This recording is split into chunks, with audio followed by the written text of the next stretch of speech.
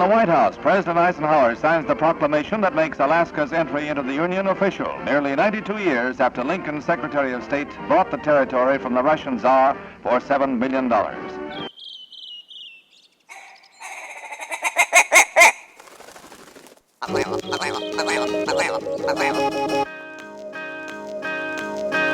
Alaska Wild Project podcast is brought to you by the following sponsors. Barney's Sports Chalet, supplying hunters with the best hand-selected gear since 1963. The exclusive home of frontier gear built for the rugged Alaskan terrain. Your one-stop shop for all your outdoor needs. Visit Barney's today at 906 West Northern Lights. Arbor Digital, the forefront of digital assets, cryptocurrencies, and wealth management, providing a low-cost, research-based investment strategy for Alaskans looking to invest their hard-earned money. Visit arborcapital.io today to put your money to work. Tailored Restoration 24-hour emergency home services, helping Alaskans restore their dreams since 1972. Services include fire, water, mold, post-emergency cleaning, repair, and remodeling. Give them a call in Anchorage, Eagle River, Matsu, or Fairbanks. Hit them up at tailoredrestorationalaska.com. Total Truck and Alaska Overlander, Alaska's premier supplier for custom automotive accessories and overlanding products, providing all-inclusive rental vehicles and trailers custom outfitted to explore the Alaskan backcountry with a unique and convenient traveling experience. Serrano's Mexican Grill, 2 locations, one on Tudor, one on Northern Lights. The Northern Lights location has their new tequila bar. Check it out. Also see their daily specials at serranosmexicangrill.com. TheTreehouseAK.com, located at 341 Boniface Parkway, Alaska's own and grown cannabis and CBD store.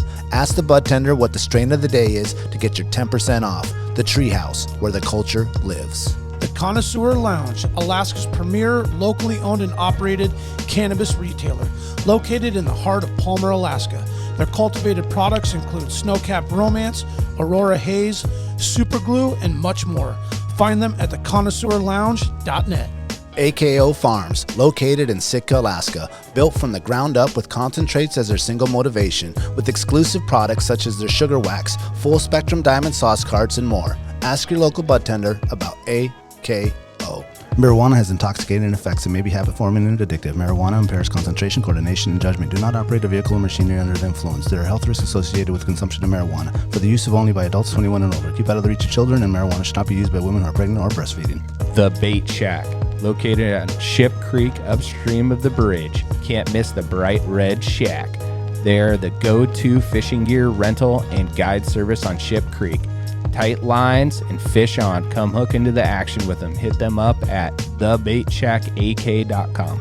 Anchortown Dogs, located on 4th Avenue across from the old 4th Avenue Theater. Look for the blue and gold umbrella. From reindeer dogs to bomb euros, they've got you covered. Anchortown Dogs, your local gourmet hot dog and sausage cart. Crude Magazine, Alaska-based media outlet using the last frontier as a springboard to discover larger truths about the cultures of our great state. Read more at crudemag.com. Lawn Pro AK, Alaska's year-round professional property maintenance team.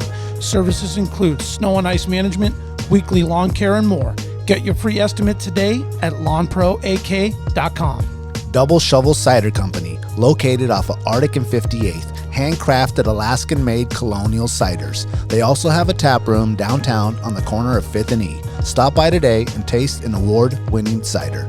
Lady with a Plan, your own Alaska event planner. From scouting the perfect location to planning the tiniest details, specializing in event management and production for intimate social gatherings. Find Lady with a Plan on Instagram.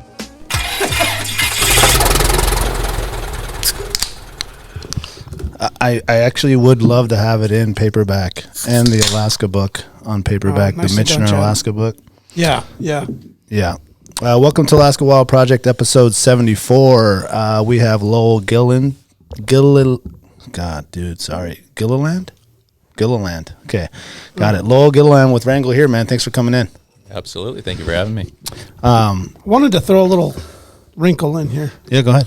So Lowell won't be able to join us too much in this cheers, but I wanted to make a cheers to what we have in our hand is some handcrafted moonshine. Strawberry. No. Raspberry. Yep. Raspberry. So anyway, I want to moonshine. start off the show with a cheers, guys. Salute. Yeah. Nice. Thank you to whoever made this. Whoever made this. That's right. The rule of moonshine. You never know who made it. Oof, that's dangerous. 100 proof? That is extremely dangerous. Wow. So you mentioned the lemonade mix. Oh, that is an excellent lightweight mixer for sheep hunting, goat hunting, backpack hunting. Oh yeah. Okay. Powdered lemonade, raspberry moonshine. Ooh, the powdered lemonade. Oh, I see what you're saying. Okay, just pour it in there and mix it up. I like where this guy's head is. Yeah, dude. I'm like, wait a minute. I was like, how have I not come up with that? Yeah, like you're bringing a little something up there with you. That's worth it because, we're going to do the Kasugi and we're like hiking in like 4 bottles of wine. You might as well just bring in one little jar of the shine. Yeah, totally. And what does a guy pack this in? Like a plastic? The same little wine bottle thing. Or like maybe even a water bottle, I guess. An Nalgene bottle. Now, yeah. You can pick up a little bit of plastic taste. So you could go with glass or a titanium flask. Flask. Flask. Yep. Of course, a flask. Yeah. Snow Peak makes a very nice titanium flask for Lightweight. Snow Peak does? Yep. I've been wanting, because I got a shitty, no offense to my brother-in-law. He gave me, I don't know what, it's like the green standard one that everyone has. Stanley, yep. Is it Stanley? What's crappy about that? Nothing. That's great. I don't know, man. It just rugged? seems like it's going to open up and spill. Oh, you're worried about it leaking. Yeah. Well, if it's a real Stanley, it ain't gonna. It is Stanley, but It won't the leak. clasp already broke, so there's no Oh, shit. you know what I'm saying? You used to hold it open. It's not certified? So it just made me wonder, and I don't know about shit about flasks. So it's legit, Stanley? I mean, Stanley usually is. Their thermoses are like best in the business. Yeah, dude. My Okay, grandpa used to okay. go and huff and puff asbestos back in the, the 40s and 50s, and He had a he had a Stanley lunch pail with the Stanley thermos built into the top of the lid, and it was like one kit. Okay. Right? All right, well, maybe So, it is legit that's then. why you gotta be careful when you start throwing Stanley around like that, because that shit goes way back. Stanley, Well, I didn't Stanley learn. might have been in My America. grandpa's then, rolling in though. his grave right now, like that motherfucker. Okay, all right. Well, Stanley then. But you said Snow Peak makes a good one. Snow Peak. Yep, Snow Peak makes a very nice titanium one. Okay, And titanium doesn't seem to have any carryover with flavors. Okay. I think Keeping right it, now, yeah. to be 100% honest, I think there's some peppermint schnapps in that Stanley right now. I just took a whiff of it. I was going to take it up on the Kasug, and I was like, oh, what is this? I couldn't It's like place Fireball, maybe? No, it wasn't No, Fireball? it was peppermint schnapps. I think it was there from last year's last caribou hunt. I go with Dave Sworn to Secrecy, Soldatna boy, and he's an old man, dude. He's got to be 50 something, and that's all he drinks. Peppermint schnapps, sneaky guy, dude. Yeah. He was Just normal, sneaking and then I'm like, this dude hammered? What's going on, man? And I go inside the motorhome, dude, and I open that thing, and there's this one whole bottle just gone of schnapps. I was like, damn, that's a hangover and a half. That's a lot of sugar. That's a lot, but it was good to have because it was a nice little nip. Oh, when yeah. it's cold out there and end of September, dude. Just I was Absolutely. Phil, it's a good thing I saved some of that. This guy drank it all. So a flask of moonshine on a backpack hunt. Mind blown. And some guys might be like, really, dude? You don't do that? I'm like, well, I just don't think. I mean, you think about all what Chad would say, cut your toothbrush in half. Not that he does it, but just the extremes that a guy will go to be as light and tight as he possibly can. Not this guy. No, not this guy either. I carry a full bottle of whiskey in on every sheep hunt. Do you really? Oh, yeah. I've never bought Oh alcohol. shit! on a I sheep didn't. hunt. You never mentioned that before. At least that I remember. Yeah. Well, we were in the Razor a on fifth? ours, so that we could have took whatever. Well, we brought beer that time in a Yeah, Yeti cooler, so exactly. it was different. But Oh, yeah. Well, Jack brought the little airplane bottle ones, which was legit because they're plastic and light. oh yeah. Yeah, but I never. I guess I'm just on like, moose I'm hunts. Every checked other out. hunt, other than sheep hunt, I bring Oh, I don't know why I moose wouldn't, hunt, though. you bring Yeah. like however much beer and all that other stuff. But I guess I just like check out and I'm like, I'm going to go like non-drinking for 10 days or something. I guess I just like my mindset is like, I bring Baileys for my coffee sometimes. Not that that's really going to like make any major effects, but this seems like it makes a lot of sense because you don't need a lot per day to get you where you need to get to. Oh, probably be good at night right before you go to bed. Oh my God, dude, just a nightcap. Just that and a couple of gummies. That's what we use it for. Very nice nightcap. Yep. Yeah, knee joints and fucking ankles and things are just aching. Yeah, but if it's between that and creamer, I gotta choose creamer. The coffee creamer. Yeah, I think you just bring both. yeah. Hot. I put it in baby bottles. Yeah. No, you got. I don't know if I said that. Your baby before. bottle got a little bigger too. No, it's the standard. It's the standard. I bring 2 now, though. Actually, 2 baby bottles because like those things won't open up. He's like a could I get some coffee with my creamer kind of guy. Yeah. I like my cream. 2 bottles and it's mine. And if you didn't bring anyone, you're fucked. You just have to drink I'm black. doing that from now on, dude. I don't know why I didn't.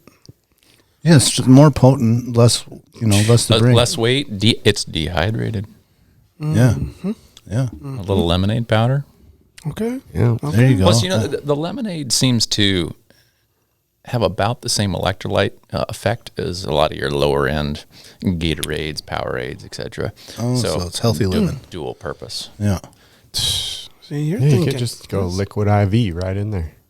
Yeah. Oh, just Yeah. The Or is liquid it- IVs, that's powder. it's powder. Yeah, the liquid IV is exceptionally good. Yeah, Ooh, and that would that's be good. electrolytes and salt and It seems to be very effective. They work pretty good. Yep. Costco carries them, makes it easy. yeah. Yeah, I had them. Costco. You had has one. I that's right. I did. I threw it in my water. Yep. Oh, you know what I finally got? Excuse me, guys. The salt tablets. Yep. Like I was cruising on REI. I was getting ready for a hike last weekend, which this weekend didn't quite turn into a hike. It turned into more of a brewery tour. We'll get back to that in a minute. I was making around. I was trying to get some stuff ready, and so I came across those. And oh shit, that's what Chad gave me last year. Helped immensely. I was cramping really bad. I wasn't really hydrated right, and I was running up with Chad, and I was trying to mask the fact that I was cramping, but I was like falling back behind him. And finally, I think he looked back and he was like, "Man, you good?" And I'm like, I'm actually stalled out right now. I'm fully cramped. So I just need a minute to rub this out. And he's like, "Oh man, dude," comes down and hooks me up with these, the salt tablets, and I crushed them through the next couple hours, and I got through the day and I was good. But, so I got the tablets. 2 days later, my daughter and I did a hike up Flat Top, and I knew that day I hadn't hydrated really well, and I just had a feeling because I had this like weird cramping that was flaring up in my calf the week before, so I was really concerned that it was gonna really flare up on me, and I just started popping those and did that every 15 minutes. Yeah. Bro, solid, not a cramp one, all the way up and down. And man, I'm sold. Like those are coming with me. I got them in a bag. Like I'm never going out without those. If you're backpack hunting, you got it. Like, Yeah. they're just, I've never been they're just trouble. good to have. But I don't cramp. I mean, I should knock on wood, but Yeah, well, I used to cramp like just in my bag at night. You know, how you like go through your day and you get in your bag and you're in a weird position, or you. Yeah, you're not on rocky terrain. Yeah. You're trying to roll over between the rocks. Right, or It's you not like very just do comfortable. like a weird like stretch and it's like, and you just like Well, fly out of your bag. And you know why he doesn't cramp? why? Because he's got that big ass sleeping bag. Oh, he's just You're in a lofted mummy out. bag? I Oh, yeah. guarantee you'll cramp. that's why I don't go mummy. You'll cramp in a mummy bag. I will. Cramps Yeah. in No, a my mummy arms, bag. everything You go will to go try down. to take your sock off once you're in there. Oh, dude, that's the You're worst. just like, Yeah. locked up. Okay, Yeah. all right. Well, so I do cramp here and there, and I only will cramp in the middle of the bottom of my foot, which 'Cause is the you got worst. That wicked arch, But what's the worst cramp? hammy. The ham? hammy for Hammy. sure.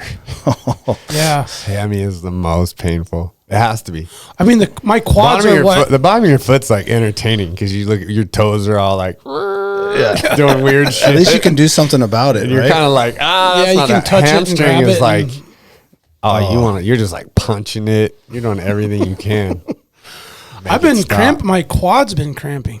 I get my calves. Yeah, and I have that. I've got this one muscle strain that just like tightens up. Mine's just my ankle problems. I got super tight Achilles. And I think just like that just pulls on it or something. Yeah. So Yeah, I think that. What do you think? What do you think, Lowell? What do you? You know, I've never really had to deal with cramps too much. You know, the cramps in the middle of your arch. Oh boy, those are buggers. But Yeah, aside from that, Yeah. never had any issues. It's the moonshine, isn't it? See, Can neither confirm nor deny. Yeah, I don't really cramp. Your boy was cramping up on that bike ride though. Calf. And I was like, damn, bro, we went like 1 mile. oh, For the red fishing trip. I've been riding, you know what? I've been riding my bike every night now. Not since, like, because every time I think about how I was huffing and puffing on the way up, and then I'm always like, I need a better bike. This bike sucks. Yeah, but it still pushes me to the limit because the bike is terrible. So I like have to work double. yeah, for sure. Yeah.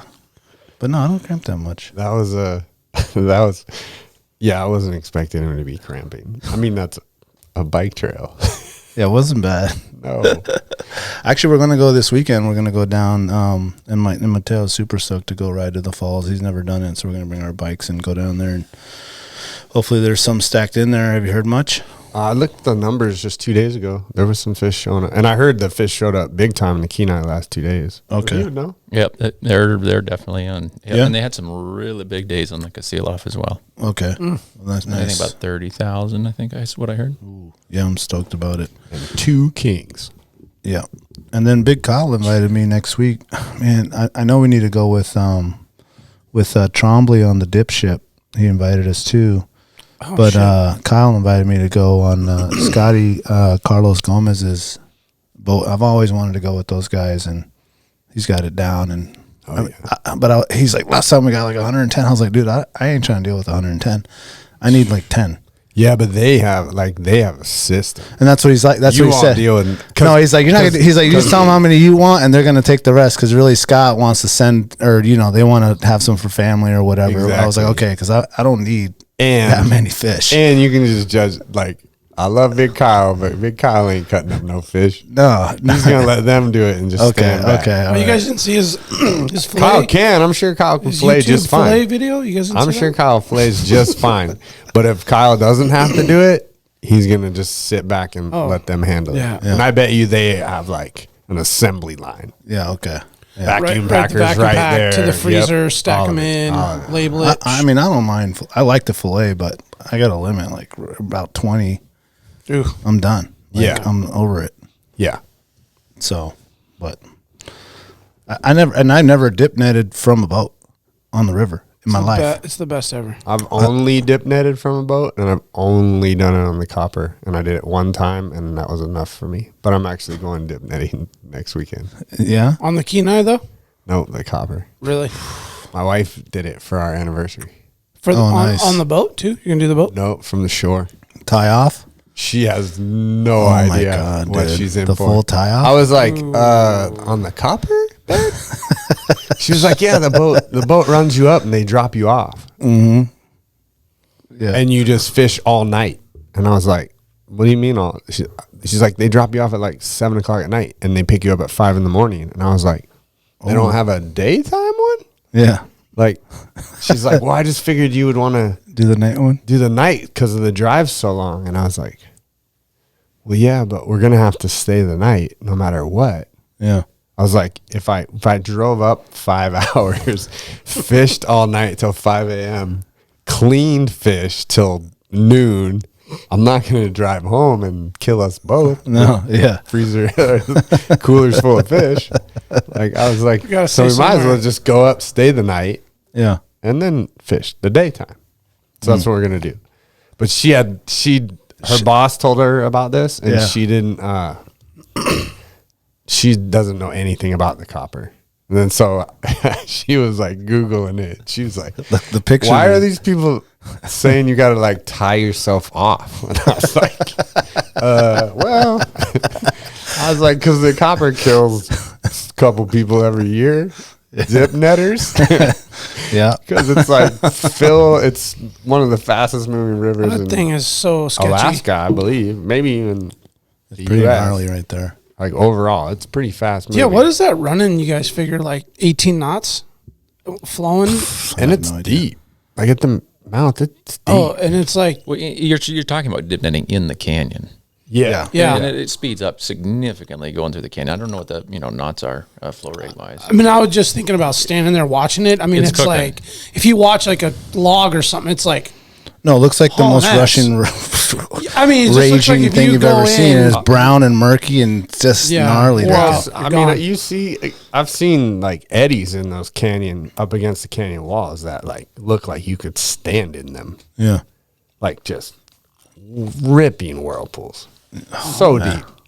So I mean, it's moving. And she's going with you Yeah, all nighter. yeah. No, we switched it to the day. Okay. I got the switch on that. You know, kudos to her for like, Yeah. doing hardcore. it on her own and planning that. Well, we've been doing. It's kind of become this like tradition for our anniversary. We just like go on a fishing trip. Oh yeah. Yep. Oh nice. Man, Done we should like do that. Done man. rainbows on the Kenai. We've done a couple other trips. Yeah. Like So it's full kinda- guided. Like check out some new shit. Yeah, yeah, That's cool, man. Do, We need to start doing that. charter guide. Yeah. Yeah. So we're both enjoying it. When's your anniversary? July 14th Oh, you're a week or right after 12th. Sorry, me. Whoa. we both do it. It's okay. We both have to go. 7, 12, 14, 12. Yeah. Yeah, there it is. Man, that's a good idea, man. To go book something like that It's fun. Yeah. next year. We got fucked this year, man, with baseball and everything. Yeah, just committed to that and then kind of Yeah. quagmired. But now next year I know what the deal is. Yeah, you know how it'll go. Yeah. Yeah, did you guys do the Sitka trip? Yeah, for the Was it- 4th. Okay, that wasn't during your anniversary. That was 4th of That July. was right before it. How was that?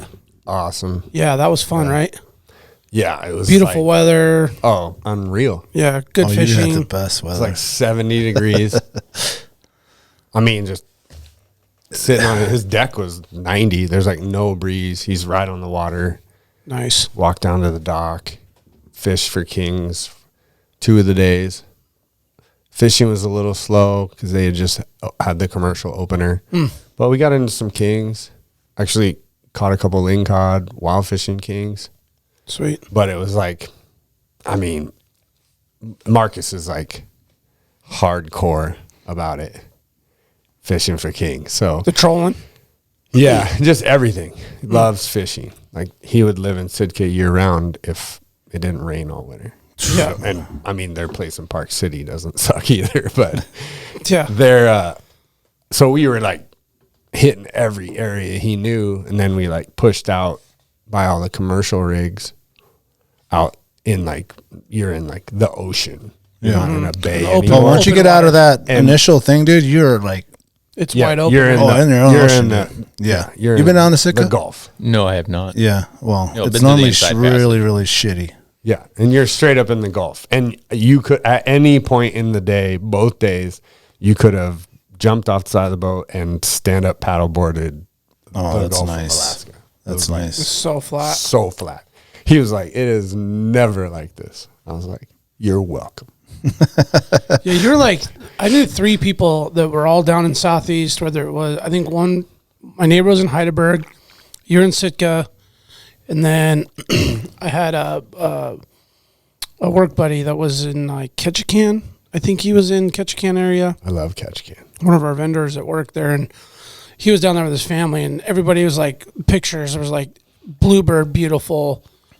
I'm like, when it's like does that, everybody it's the realize they just got the most epic Southeast experience they're probably ever going to have? Oh, yeah. Because like most likely you're going to go down there and it's going to be wet. Yeah, and Marcus is mean- set up like his like little neighborhood right there. Like all the houses next to him is like 4 neighbors. They all like co-op the fireworks. Oh, okay. Dude, we went and picked the fireworks up from his buddy's garage, and it was the entire bed of his truck. I don't know what they spent, 10 grand.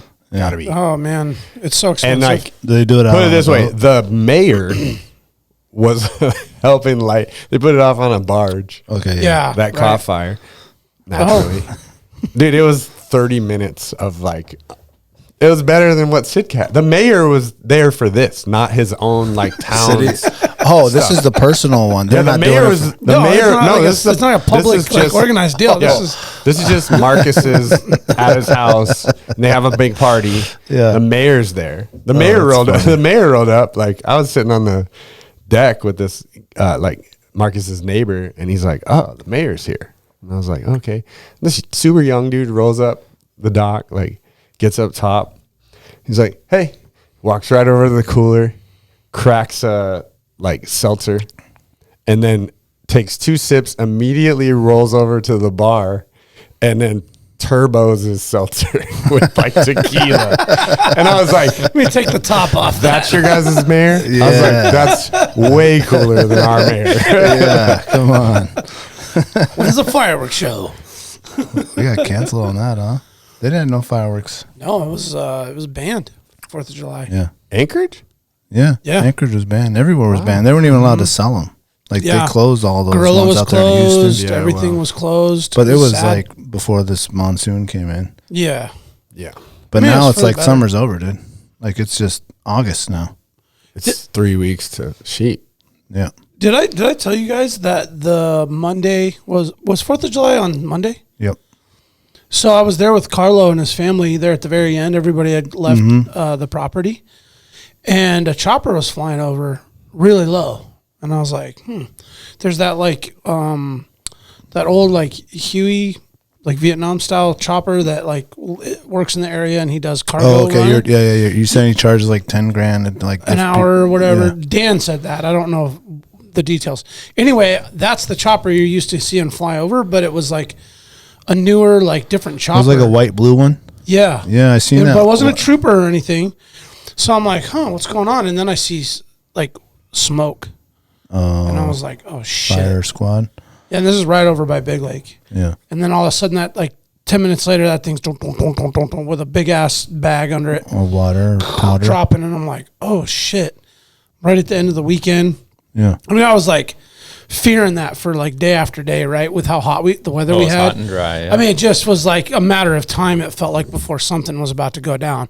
I know we got the clear fire and some shit going on out in the bush, but like the South Central, like man-made type shit is what I was really concerned about. And I don't know I never found out the details, but I was like, fuck, dude, like couldn't make it through the whole weekend. Something had to happen, but it looked like they diffused it. Cigarette butt. It's like it looked like that chopper had like got to it in time. He made like 3 pickups and drops, and Carlo and I watched it like all go down, and it was like, fuck, man, because Big Lake, that's a sensitive subject. You're talking fire, Big Lake. Willow for sure. It devastated. Yeah, was the Big Lake fire as big as the Willow fire? I think the Willow fire. Was That big. Willow Well, fire oh yeah, was that thing huge. was monstrosity. Willow down there. The And Big that Lake was burned man- for that like a was week, man but started. That man and that lady, right? I think in a cabin. burning trash. Or That's something. crazy how they can pinpoint that. Yeah. Yeah, where they can actually find it. Didn't they kind of come out though? I think they came out and they're like, yeah, it was us. Or something I think like they that. got caught because I think they got charged. And I think if you would have just came out, I think you wouldn't have got charged. I don't know. Oh, I see. I was on the Russian River. Like my sister came up to visit from Tennessee with her husband, and we were down at the Russian. Like just took the ferry across. Mm-hmm. So right at the mouth of the Russian, still on the Kenai, right across from the island. And my wife was like, "Hey, there's smoke right behind us." And I like walked up the bank and I look and I was like, "Oh shit! Somebody must went back there, like taking a crap and." Flicked a cigarette, something. So it was lit. So I was literally dialing 911, and as I was pushing send, I heard like, and that like Huey, you can hear for man, miles. Yeah. Twin blade to 2 blade is just so loud. Mm-hmm.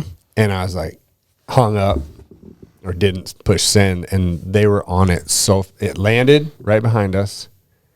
Didn't say anything to anyone. Hotshot guys jumped out. Hooked a sling up. They went over there, and that dude was just running laps right in front of fishermen, dragging that bag Right in the river. right in the river. Like unbelievable pilot. Like slamming it in turns, dragging that bag, and just like, Sick. and they had it out in, I bet you it wasn't 30 minutes. It was insane. I was like, dude, Yeah, disaster averted. hire those guys. Oh, okay, Yeah. quick trivia. What is the largest Alaska wildfire? currently? in history. Oh, Well, history. I mean, within like the 2000s. Was That's it the like one that went through Toke? That's like That's what you acres. think. I mean, you might not know the name because they always try to name them, which Yeah, I is don't weird. remember the name. But Yeah. like the 40 area, mile. 40 mile, you think it is? Or Well, the Toke? that Okay, area, yeah. Toke 40 mile. What do you think? Okay, so we're talking acres burned. Total acreage No, burned, I'm talking probably? about where do you think it is? I always thought it was that Sockeye one. That was like the Kenai. I guess that's not that big. The one that was in Yeah, the Kenai Kenai area. Peninsula is not as big as you think it is. That's just the one I But that thought. burned like a lot of it. And then Yeah, you're talking the Willow about, one. What was that called? I believe was- that was Willow. called the Sockeye Fire. That was the Sockeye one too. Yep. So we had the fire in 2015 down on the peninsula. It was the lower half of the refuge, and then there was the Swan Lake. That was fire. the funny Swan river. Lake. Swan Lake. Okay. Swan Lake Okay. fire. Up in northern. Okay. Yep. That's the one I was thinking Yep. was the biggest. And then I want to say it was like 2006, 2005, 2006 up there. okay, By the 40 you're mile close. region. You're close. I think he might already got us beat, boys. Let's We go. got some good It was history. the Taylor Complex fire. Oh, It consumed 1,305,000 acres in 2004. It was the largest wildfire in the United States between 1997 and 2007. Yeah, was that off the Taylor Highway? It was also part of the record-breaking 2004 Alaska fire season that burned more than 6 million acres. Let's see. that was a Taylor hot, that was a hot Complex? summer. Is that what? So where's that? Taylor Highway? I'm assuming. Let's see. Taylor Complex. I didn't never heard of that name. If it is, that would be the one up by Toke. Mm-hmm. That was huge. And that was around that time because the moose hunting's gotten super good because of it.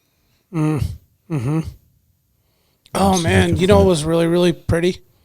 As we were running up north this last weekend, up to Denali there, and going through Willow where the old burn is. Yep. The fireweed, bro. It's like Everywhere. flourishing, and it's just like fields of it, like right off the highway. It's fucking, even in a monsoon rainstorm we drove through, it was still so beautiful. You notice all that, right? All that fireweed. Yeah, on the lower peninsula this time of year, it's starting to get to where the hillsides are just pink. Oh, I it's bet. so Like beautiful. You can see right it from before the highway. Sterling, like coming through. That is pretty well grown over with the fireweed now, but I was talking like lower peninsula, Ninilchik, Caribou Hills, yes. Boxcar Hills further down south. Yep, Diamond Yeah. Ridge, Homer area. Well, let's dive into that a little bit. So you are originally from Ninilchik? No, actually, Oh. I grew up north of Anchorage, Eagle River, Oh, okay. Okay. and moved down to the peninsula a little over a decade ago. Okay. And that's where you reside now full time? Yep. Nice. Right on. So what brought you down there? Work. Yep. I Okay. wanted to get into the guiding industry Okay. right out of high school and wanted to find a job, any job. Yeah. And I found a job working as a deckhand down for the halibut charter industry down there. And Okay. just had always found work afterwards and did the whole, have work here, might as well buy a place here. And Nice. the rest is history. Okay. Man, I want something on that bluff. There's so many cool like little cabins and little just areas before it gets all bought up. Man, I want something love that that way, and I area. want something north, obviously. But man, those are really nice. That whole bluff area. Are you on the bluff side over there? No, I prefer not to be on the bluff. Because of the wind. Well, you get wind coming up carrying sand, and every year you're losing a piece of property. Yeah, oh yeah. Well, I was thinking there's some that are on the other side of the highway that are like elevated, so you can still get the whole view, but you're not like on the bluff. That would be the ideal. Yeah. Yeah. You're in the Nilchik too? A little ways out. Yeah. Oh, okay. Okay. Yeah, that's a beautiful area. Oh, yeah. From Ninilchik to Homer is like, I love that. it's one of the most beautiful places in Alaska, I think. Yeah, nice stretch. So green. Moosey though, huh? Yeah, quite a few moose down there. Yep. Yeah. We haven't seen quite as many this year, I would say, as the past 2-3 I years. guess But it's there's a lot of moose down there. Yeah, I was more referring to like the road hazard moosey, like in the evenings. It just seems like for whatever reason, dude, Yeah. they just gravitate. On the either side of the highway. Yep, you'll be driving. I mean, you'll it's see like 15 moose between Anchor Point and Ninilchik. Yeah. yes, Yeah. Yep. yes, and I'm like, man, what is the allure? Like, it's crazy, Alaska, right? Like you got moose all the way up in the interior and the Yukon and some of these areas, and then you got moose that are like rubbing shoulders with the coastline. Like it's, Yeah. I wonder what vegetation, the eating, or maybe it's safe calving area or something. Like it's just, Why is there so many? it's right so there? dense, right? In that stretch that you were just saying. So dense. You know, I think there is a lot of growth. I think it's probably a food thing. Yeah. And it is closer to town. I don't think that you don't see big bowls on the side of the highway No, during no, moose season. So it's no. like June to the middle of July. You see a lot of cows, calves. Yep. Yep, in that region. Are you a steelhead fisherman? I enjoy fly fishing. I do not claim to be a steelhead fisherman, but I fish for steelhead. Okay. I was just saying, me and Carlo are already planning Good our answer. October Anchor River area. If you guys want to join, let's just go out there for 3 nights and go. Oh yeah, Anchor River fly fishing. Oh man. The later in the year, the better. Yep. It's cold and just bring the camper or whatever or just tent slow or down whatever, on the that. teepee with the thing. It's so fun. There's nobody out there. All you see is like the local dudes that come down and like know what they're doing. And I met this one guy, shout out to Carlos, this like old dude, like it's his entire life. Yeah. Is like steelhead fishing. Like Local boy down there. oh yeah, man, dude. Local old guy. Was his name Stan? Carlos. Oh, Carlos. Carlos. I got his number in there. And he sat by the fire, dude. He just broke us down, dude. He's like, oh, well, you're like, he's explaining to us exactly what we're doing wrong and what works and what bends. And he's naming all these holes. And we're just like nodding our head like, yeah, okay, well, we're going to have to call you back when we come back because you just know that dude's there. Yeah. He like literally like, that's all he does. Like his whole life is that month or that's whatever when you it just is. like get your phone out and you just hit record and you just like slide it out there. Yeah, dude. I want to just bring the recording stuff and get him in there and record. Dude, he had so much knowledge, and like we went and used some of his stuff the next day, and I was like, "Yep, exactly what he said." Boom, boom, boom, boom. Was just hitting them, dude. But he had some other holes that like. You wouldn't think there'd be fishing. Yeah, man. He just knew about that. Anchor runs up in there. It runs up in there pretty high. Ways, yep. Yeah, so he was like naming all this other stuff, but I was like, we were just in the general like campground at Anchor River, just fishing right there. Yeah, between the mouth and that stretch right there. Yeah. But and he was there too. Yeah, there's some good holes there too. But we had a good time. Carlos, man, shout out to him. But that'll be a fun one. I can't wait to go back and do that. I'm excited for that kind of fishing. It's just it's just so cold. Yeah, I like fishing when it's cold. Yeah, I don't mind it. Yeah, breaking ice out of the guides on your rod. Yeah, I like that. And Mateo had a great time, and the dollies were, dude, as long as you're catching fish, it's dude. fine. The It's dollies, man, were just insane, dude. In this one little stretch, it was just like a certain spot where it was like flat, dude, and it was just like just dolly heaven. Was it against that high grassy bank? Kind of like it's a little S curve thing. Yeah. That's And good. you kind of walk Good down games, in too. there and walk around and walk back in the side. It takes like 5 minutes to walk down from the parking lot. Yep. Right there. Yep. Man, it was nice deep hot. And there's stretch like right nobody there. I mean, there's some people that like, I don't know, they must like party in Homer, and then because people be rolling in at like 4 a.m. Oh, yeah. Just like teenagers and just like people raging. Well, it's a local when you hear like a snap crackle popping 4-banger Toyota rusty bedsides. Yep. A homemade welded flatbed on it. Yeah, or you can hear the bedside like flapping, clink, clink, clink, clink, clink, because it's so rusted off. It just Well, they like partied. They must have partied all night in Homer, and then showed up at like 4 a.m, slept there, and then woke up and fished. Yep. I was like, man, that's cool. Hell yeah. That was awesome. And we walked all up and down and all that stuff, but we got to give it Carlos and he had all these names for all the holes. I was just like, oh, okay, all right. You sound like you know what you're talking about. Yep. Have to get back with you. Yeah, it's always nice to find someone like that. It can just help, just speed up the process. Mm-hmm. Yeah, dude. I gave him a cup of noodle, dude. He was like, made his whole day. Oh, yeah. For a cold day of fishing. Yeah, he was just sleeping in his Toyota. I think he had a little. I think that was man. him, dude. He's just like sleeping in the back of it, dude. He's like, that's all I needed, man. He was just. It's like, well, that's a local for sure. Yeah, just stoked that we had a fire going, man. That was awesome. That's funny. Let's take a quick break, and then we're gonna come back and get some info out of Lowell here. Barney Sports Chalet, supplying hunters with the best hand-selected gear since 1963. Barney specializes in supplying hunters with the absolute best Alaskan proven gear on the market for some of nature's most rugged and demanding terrain. Whether you're headed to the remote volcanic islands of the Alaska Peninsula in search of a brown bear, or the shale-infested glacial valleys of the Brooks Range for Dall sheep, it is critical you choose the right gear for your dream hunt. Don't miss Barney's exclusive brand, Frontier Gear of Alaska, tested from the high mountains of Tajikistan to the extreme conditions of Alaska. These products were designed for high performance and durability. Frontier Gear was derived from decades of experience hunting big game in Alaska. Paired with other top brands, it provides you the absolute best gear selection anywhere in the world. Stop in at Barney's Sports Chalet in Anchorage on Northern Lights or check out their custom website and reference tool at barneysports.com. Arbor Capital. Arbor Capital is based in Anchorage, Alaska, and it's your go-to wealth management company.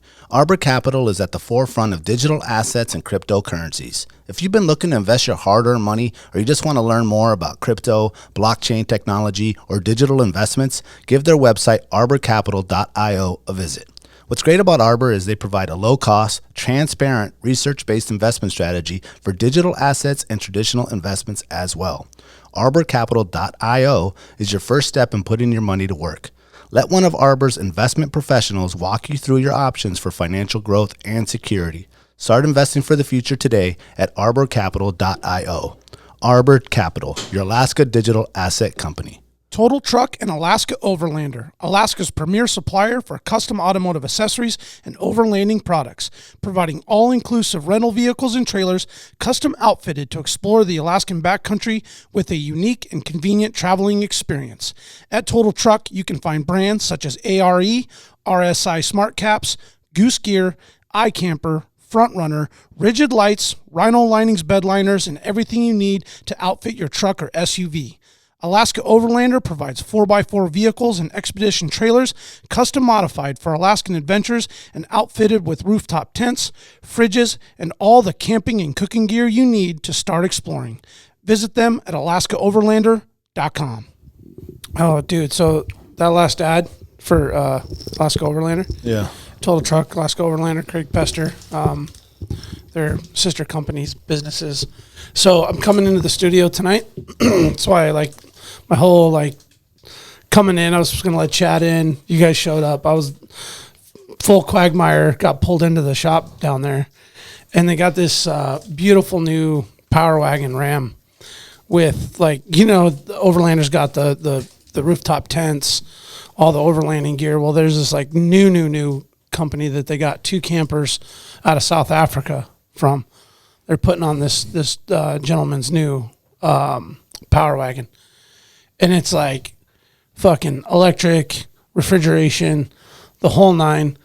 We're talking it's $60,000. A camper, like a overhead, or it's an aluminum, diamond plate aluminum, but like matte black. Yeah. Camper, big ass canopy camper in the back. Okay. Not a cab over camper. Okay. But the shell. Shell. But then it's got the roof built in. So when you go in, you have all your stuff in the inside. Yeah. And then you go up a little ladder, and then the rooftop tent's on top.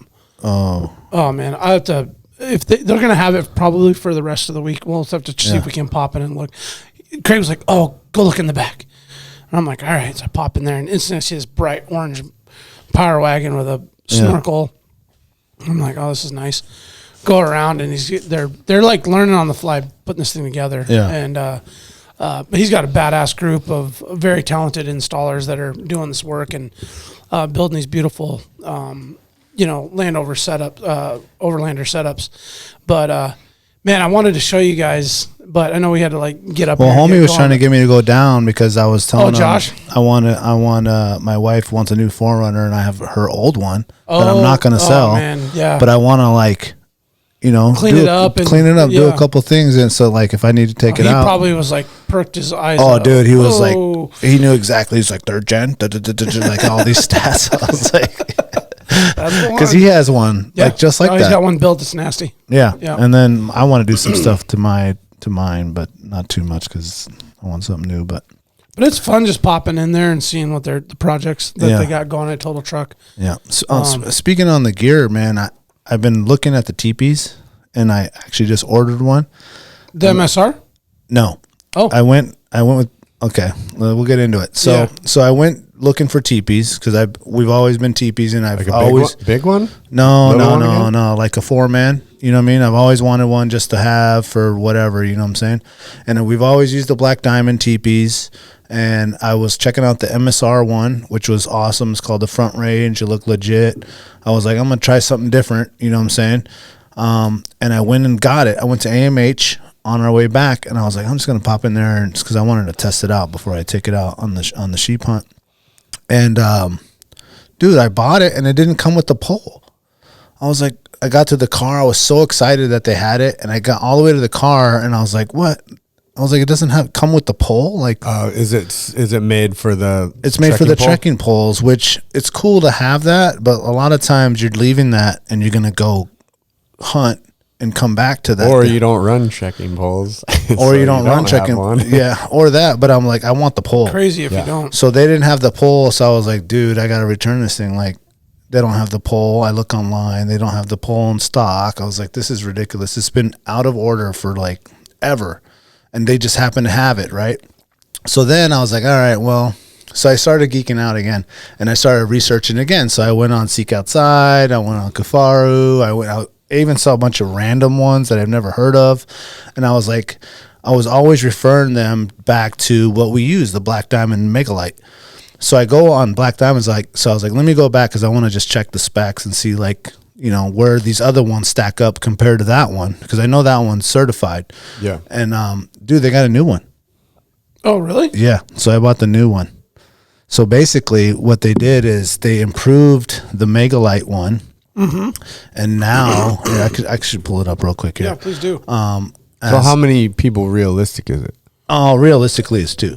Oh, is it? Wait, is it that double whammy style? No. Okay. See, you could do the same thing as what I have. Like, so my Hilleberg, you can just go floorless or something, right? No, you can just put the outside up, right? Yeah. So you can Yeah. make it. It can be a teepee. Oh. Yep. Like Okay. the inside tent is just You attached. cut a lot of weight if you did that. If you maybe got rid of that. couple pounds probably. Well, because isn't that a pretty big heavy tent? 3-man? It's not big. It's a 3-man, but it's 2. Yeah, well, yeah. If it's 3, it has fit 3 for 36 straight hours. I mean, we fit 3 or 4 into that teepee. Well, nuts to butts. But anyway, 3 in that. Never 4. Not sleeping. In that Megalite. we didn't do 4 one time. Maybe when you guys did the goat hunt. But I didn't go with you guys on that. Did you guys squeeze 4 in there? No, You're we did definitely double. not We going did double. 4 in We did mine. double teepees. We did double teepees on that. So anyway, basically they reinforced the things that needed reinforced. They ended up making it so that, because when you'd have weight or a lot of weight or water, it would sag those sides. So they made it so it doesn't sag anymore, and it's like the same specs, same weight, slightly different material. Did they add it already guidelines or comes. something? They added some guidelines. Already comes seam sealed. It was just overall like better for the same price. Oh. Well, actually, not the same price. The ones that you have, the old one, the Megalites. Is it the Mega Snow? So it's like No, 2.0. okay, so it's the Mega Snow, but without the snow thing. Why can't I navigate this website, dude? Well, just type it up. It's the Mega. It would be the Mega Snow for a person. Oh, here we go. Tents and shelters. Okay, here we go. Okay, so this is the one we've always rocked, and it's on sale because they're moving on from that. They're moving on from that model. Damn, I forgot that thing was $350, $400. Yeah, it was $350. So now they have the, which was crazy because I went to look and I was like, oh, they don't have anything else, and I was just gonna buy this one. I was like, oh, it's on sale, and now they have a new color. They have the green one. Oh, that's cool. Which is cool. Yeah. I like the blue better. But then I went down and I was like, oh, what are these down here? So I checked the snow one, which just pretty much it's the same as this and this. It just has this little bottom skirt. A little flap, yeah. But this is like the new one here. Basically, it's the same exact thing, but everything's like reinforced. They have the little guidelines on the thing. Remember we were saying that they needed that? Yeah, we didn't. Yeah, we never had that option. So everything is the same. The space is the same inside. The pack is the same inside. The height, everything exactly the same, except the material is like a little bit better and different. And it doesn't like sag when it has weight on it, I guess. So we're gonna give it the full test out. You ordered it? I ordered it. Yeah, it'll be here tomorrow. Sick. Right on. Yeah, it's got to be good material. I mean, $400 for a tarp.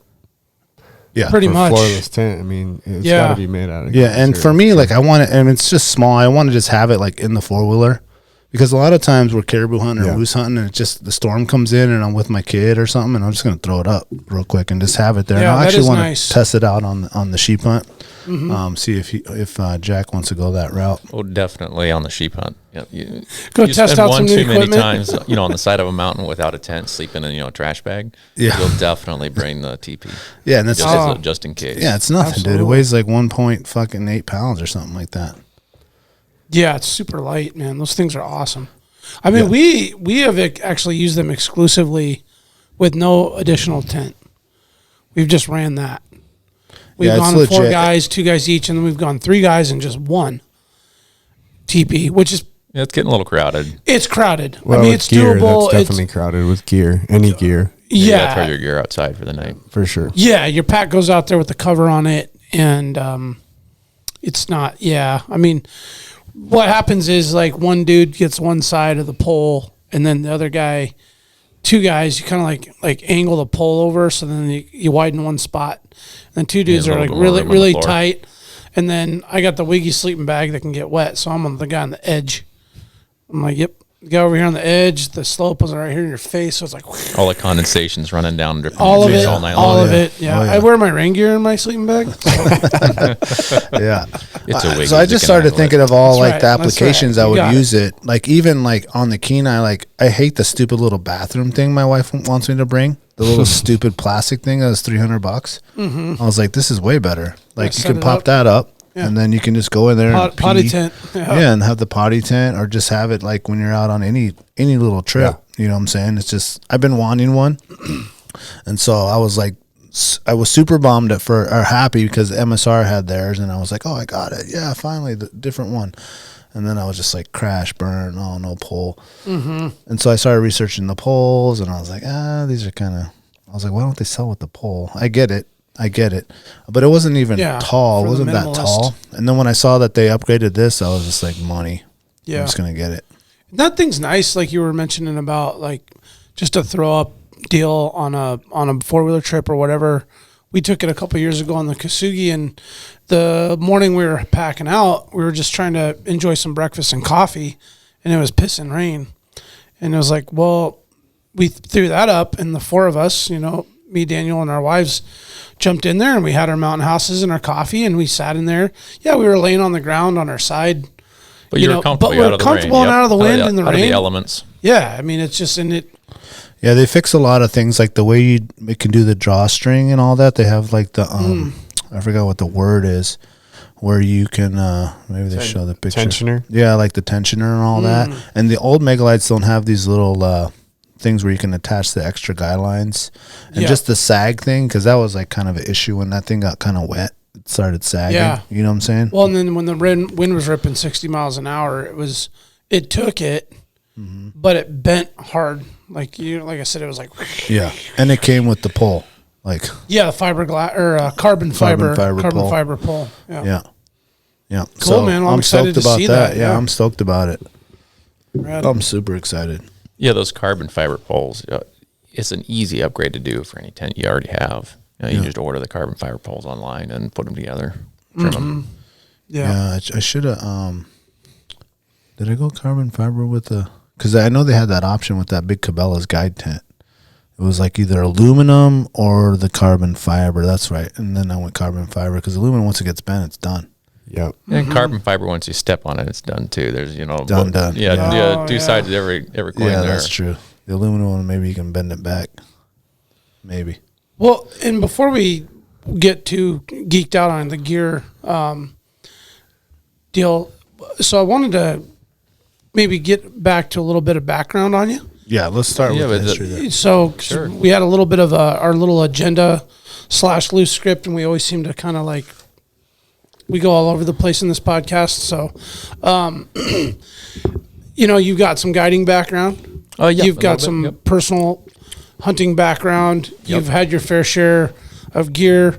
You guys have developed some beautiful stuff. What's Tell us a little bit more about the history and how this all started as far as your... Well, before the history of the gear stuff. Oh, no, that's not what I was going to Okay, like just growing up in Alaska, who got you outside? The whole nine. You know, I got into trapping at a fairly young age, like 9, 10 years old. And so I spent quite a bit of time in the winters out running my trap line. And that's really where I got most of my experience, just getting out and about. Yeah. You know, you run on a trap line, it's a big commitment. I mean, you know, a couple times a week you're out, you know, checking traps, you know, shoveling snow, breaking trail. I didn't have a pair of snowshoes when I started. It was all a walk line. Just post holing. Oh, wow. Like you get tough real quick. Yeah. Oh, yeah. Now, what age is this and where? Let's see, this is probably about 10, 11. Started really getting pretty serious about trapping. Yeah. And it was just in the Anchorage, Eagle River Valley area. Okay. Yep. Just getting off the beaten path, just making my own trails. We went up the side of mountains or, you know, down to the swamps. Yeah. And you gain experience quickly. Oh, yeah. Because you fall through the ice one too many times, or one time is one too many, and you start getting really cold. You definitely learn, you know, it's a good idea to maybe carry some matches and some, you know, cotton ball soaked in Vaseline. Safety gear. Yep. Or, you know, maybe it'd be a good idea to wear maybe some wool pants. That'd be a good start. No jeans. Or, you know, you're setting... jeans you know, and gym socks? You're setting, you know... traps for beaver, otter, muskrat, etc. You know, it's 0 degrees. You're chopping holes in the water. You don't have gloves. You just reach down into the water. You know. Oh, that gets cold quick. Oh yeah. Your hands don't get just warm. No. Not for my experience in that. No, yeah. No, not at all. You know, you make a little more money. You can get some of the gauntlet gloves. You know, they go all the way up to your elbows. You make a little bit more money. You get the ones that go up to your shoulders. I'm like, oh, this is nice. You know, there you go. You don't have to be quite so tough. You know, there are pieces of gear out here that solve a lot of my problems. Yeah. So I would sew, like I remember sewing up just a little pouch. I forget even what it was for. It was just hand sewing. It was, make something that, you know, suits my needs, my custom needs for, you know, being out on the trap line. And from there, I guess it just turned into, my mind was always thinking about improving stuff. Yeah. And then I very specifically remember I was working for a now retired guy. Just in the summertime, I was working just around his place doing maintenance and odd job projects. And I think I was pressure washing his roof. And I had just bought a name brand tent. I'd saved up. It was probably like a $350 tent. It was a pretty expensive, you know, one-person tent. And I used it once. And I had kind of a sideways wind. It was one of those not-so-nice days. And I got soaked. Oh. And I was very disappointed. Oh, yeah. And I was in my Wiggy sleeping bag, so no big problem. You know, stayed warm. I stayed warm. Shout out to but I was Wiggies. very disappointed. I spent $350 of you know, my hard-earned money. You know, and bulletproof. You know, at like 15 years old, you know, like that's a lot that's of money. A huge investment. Yeah, it was all my own money. And I said, I can make a better tent. And it was right then and there. I was like, okay, well, someday. And that someday got pushed down the road, and I did, you know, worked some other jobs and. You know, did some guiding, got some more experience, used gear in the field, hard in demanding conditions, and finally got to the point and I said, well, I can either watch other outdoor gear companies make the products that I thought about 3 years ago and make money off of them, or I can make them. The choice is mine. Yeah. And that's where the idea for the company Wrangell Specialty Outdoor Equipment came from. What year was that? That the idea. Well, I guess the idea between the idea to like culmination of it. Like we found the name. 8 or so years. Okay. Yep. And you know, I'd gone through. It was kind of a year of lots of ups and downs. I had changed jobs. I'd gotten married. I'd moved. I'd lost a job, and then I was sitting in a hotel room. I was like, well, I don't have a job. What am I going to do now? I was like, well, I guess this is the time to start sewing outdoor gear. Yeah. Go all in. And you have to get to the point, you know, in every entrepreneur's life that I think if you dig deep enough, you will find a situation like that kind of inspired them to dig down, find all those miracles and pull them out and turn them into something worthwhile. Yeah. Did someone initially teach you how to sew? Was that your mom or your grandma or somebody, or you just kind of learned it on your own? You know, my mother did quite a bit of sewing. I don't ever remember learning much or taking lessons or anything. It was kind of like, I saw that once. I'm pretty sure I can do that. Yeah. And, I'd figure it out. Yeah. Probably not much to it, huh? Just push the button and line it up. Yeah, it's super simple. Anybody can do it. Don't need any skill whatsoever. Yeah. So, but how straight is the stitch? You might be able to get by on the sewing part, but the pattern part, you're gonna need some skills for that. So you bring up the patterns. That is an interesting side of things. So all of the products that we produce are our own patterns. They're not copies. They're not replicas or designed off of something loosely that we kind of liked. We have sat down and thought about, if we were to redesign this from scratch without polluting our thought process with what's already available, where would we end up? Yeah. And that's really where I try to come up with very unique and different gear designs that are also very functional. So when you talked about when did things really start taking off? Well, I was doing some custom work with custom sewing projects, and I had a friend that he wanted one of these quilts, these like sleeping quilts instead of a sleeping bag. They're a quilt, a sleeping bag that doesn't have the zipper. Zip. And his mother-in-law's into sewing, and so he asked her, "Hey, do you think you help me sew a quilt?"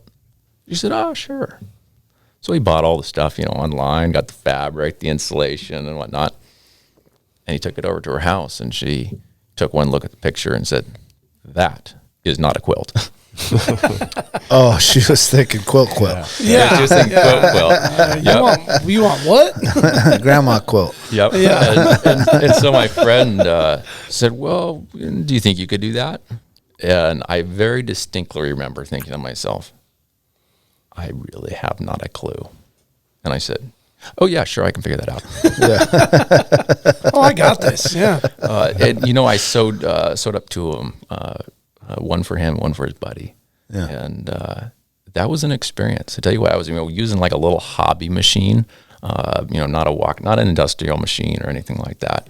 So heavy duty insulation. I had to make my own presser foot, because the little presser foot was just sinking into the insulation as you're chugging along stitching. Yeah, it's getting buried in there. Yes, I think I took a pop can and made like a really large aluminum foot that would kind of float over the top and hot glued it onto the bottom.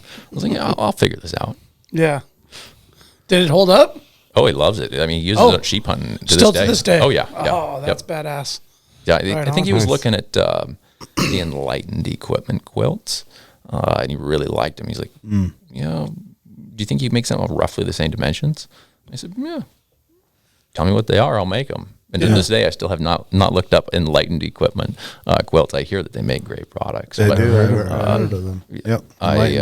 You never heard of Enlightened quilts? That's their thing. Only Enlightened I know does not sell quilts. No, they sell dreams. They do sell stuff that you'll need a quilt. Yeah, that's right. Maybe a snack too. Definitely a snack.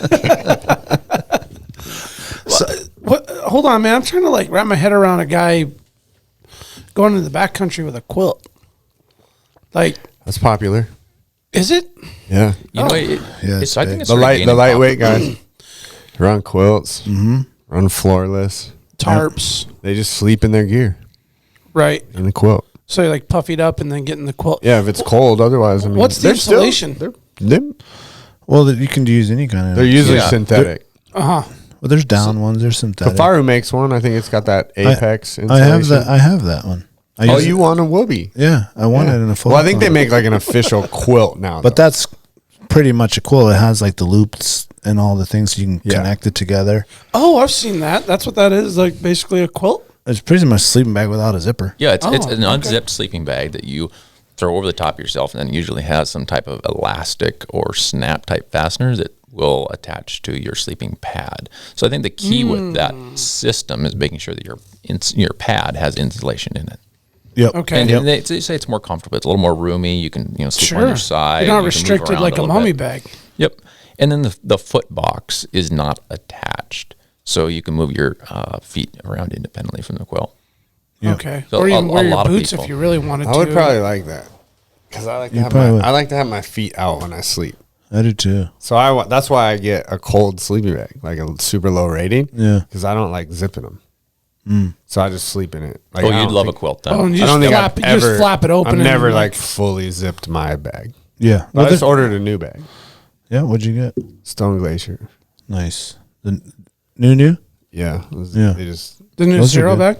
Yeah, I got the email that said they're available because there's Yep. stuff's like that. You got to buy it when it's there. Yeah, that's a it'll be nice gone. bag. They got the waterproof down and stuff in there. That's a really good bag, man. I looked at that bag big time. Got in it. Everything. Yeah. It's nice. You can't go wrong with that. I looked at the bags that you were talking about that you have, Western Mountaineering. Mm-hmm. But if I can get I can get a deal on Stone Glacier, so I went Stone Glacier. Yeah. They're about the same price. Yeah. So, Lowell, do you guys make a quilt in your product line? Not at this time. No, Okay. that was a custom project. That was just a side. Yeah. Yeah, got it. I wouldn't, Okay. write it off as not a, never again. But Yeah. the experience was trying, shall we say. So it's not a front burner project. I think I much prefer working on packs, bags, things of that nature. Yeah. Working with insulation is definitely a specialty thing. Yeah. Yeah. Yep. So you when gotta you have some more when you specialized first equipment. decided like I'm gonna go for this, I'm gonna start this gear company. I always find that it's difficult to create or I wouldn't say difficult. It is difficult, but highly important to create the brand name and the logo. Oh yeah, absolutely. You know what I'm saying? With anything like this. Yep. So walk me through your guys' process of that, which I really like your guys' logo. I really like the goat because I think the goat is That's underutilized just so as far sick. as like a, you know what I'm saying? You see absolutely. the sheep, you see the sheep skull, you see the moose antlers all the time, but you rarely see the goat, you know what I'm saying? Which is like, Backcountry.com. yeah, okay. That's their logo. Yeah. Yep. Is the goat. So when you guys were like When- thinking of like, what are we going to call this thing? Like, what's this thing going to be? Is it like, you got a whole list of names or what? I don't. There was a point in time I think I considered some other names, very briefly for a few seconds, and I just started running through all the names in my mind that I could think of. I think I sat down with the Alaska Atlas and Gazetteer, and just started flipping through pages. Yeah. and was just looking for a good name, and I was like, wait a minute, I like Wrangell, Have you seen it, Chad? and it had a nice ring to it, There's and some then on top. Yeah. started working with first of all, I didn't know anything about logo design. I mean, who does when you first start out? Yeah. So I started, how do you design a logo? And I'm, working on, sketches and whatnot, trying to produce something to at least show a graphic designer that can go ahead and turn it into something a little bit better, Yeah. more professional looking. Right. And I kept some of those original sketches, Yeah. and it doesn't look at all like what the logo is now. So you're an But- artist too, is what you're saying? I have drawn things, but I am not an artist. Oh, that's Okay, not not true. making comic If you're books? selling bags, you're an artist, bro. Oh no, and You're an in that artist. regard, you are an absolute artist. But it was more of a fun poke at your. Fair I'd enough, like yeah. to see these sketches actually. I like promote. I should have promote brought them the in. goat. Does the goat have a smiley face like too? that. No, it did not. Yep. You got to just go 99 designs and let the professionals handle it. Yeah. Yeah. So when I, tried to find a graphic designer, I didn't know anything, Yeah. and this was, I want to say about 2017. And I finally found a company, and, I didn't even know the right questions to ask. Yeah. And I got really taken for a ride. I mean, it was a months long process. I want to say it took 4 or 5 months to get this logo, and it was back and forth. I think we went through maybe 15 different concepts. Yeah. Before, I mean, some of the Emails things back and forth and text some of messages back and the forth. original concepts. I mean, they looked like they came out of like a high school basketball jersey. I mean, they looked like a mascot. And I was like, you know, that's not quite what I'm going for. Thank you very much. Do you think you could do a few more for me? Yeah. And finally, you know, I got the concept that I liked, which is what, you know, the logo came from. And it was pretty instant. That logo out of all the rest of them just pops. It looks good. The proportions on it. So yeah, I looked through pictures and pictures and pictures of mountain goats and stand in different ways and whatnot. And I think just found the right one, took a silhouette of it and sent it to the graphic designer. Said, "This is what I want." Because I was getting pictures of like goats from, you know, I don't know what. All farm. over, Fainting goat videos on TikTok. You're like, Screaming and they goats. just fall over. Not that goat. I mean, Mountain you know, goat. ibexes, all kinds of everything except Rocky Mountain goats. But I think Rocky Mountain goats are more closely related to bovine, like buffalo, than they are. They are. Goats. You're right. Yep. Yep. And you look at their body shape, and They you look like definitely an see ape. that. They are more closely related to bison and buffalo. You're right. Yep. You see that, just the mass in the shoulders and that hump further forward and their behind their shoulders. They look like a Sasquatch to me, man. Yeah. They look like an ape. So is the goat in the logo a Chest. nanny or a Billy? That is definitely a Billy. Okay. I mean, it doesn't. Because I barely will have tell you legs, what, I personally feel that is the hardest animal to judge. I think buffalo's in there too. I've never actually tried to judge a buffalo, but bison. I've been on I many. think buffalo there's like easier ways than that. I mean, I don't know. That's a good 9.5, 10 inches there. It's a good goat. That's a But nice you're not goat. going to actually see that profile when you're looking at it. You know, the angles had to be changed a bit to Yeah. look good on a flat 2-dimensional. Oh yeah, Yeah. And you probably noticed that just looking at it. it's good. That's a great logo. That was beautiful. I just like the name. I don't even need a logo. Just call it Wrangell and write it on a piece of paper, and I'm good with it. That's my favorite place in the world. Wrangles. I'd argue black bear is probably just as difficult to judge as anything, in my opinion. Male or female? Trying to figure out what it is. Is it male? Oh, or is it female? male? That's just my opinion. Just and I haven't like. It's based on experience. I mean, it's some. Yeah. You know, for me, sewing a backpack, They're just a lot massive. easier than It's easy. somebody that hasn't. You know, so Yeah. you get some experience. Well, and you bear guided, right? Yes, I've got some, Guided bear. Yep. So, I mean, is there some truth to that in my statement that a bear is hard to judge? I mean, I'm just talking about like I'm specific to the black bear. I say that because it's black, and You do lose some not a definition there. Definition. Yep. That depth perception just because of the coloration. Yeah, they I all look think- big at first. Yeah, particularly when they're against white snowpack. That too. Yes. They all look like a Yeah. 7-footer Yeah.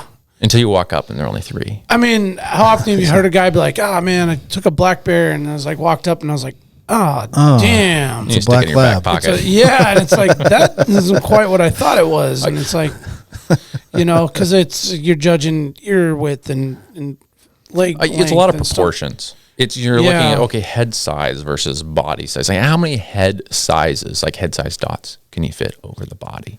And the bigger the bear, the more head size dots you're gonna be able to fit over So you're the saying body. like if you I never if heard you of imagine it like that you removed Never the heard of it head like and that. then placed it on the shoulder, and then I was like on how, the how many of the head dots would like fill dot, the dot, body? dot, dot, dot, dot. Yep. Or Okay. I was always how short are the legs and how small are the ears. Ears.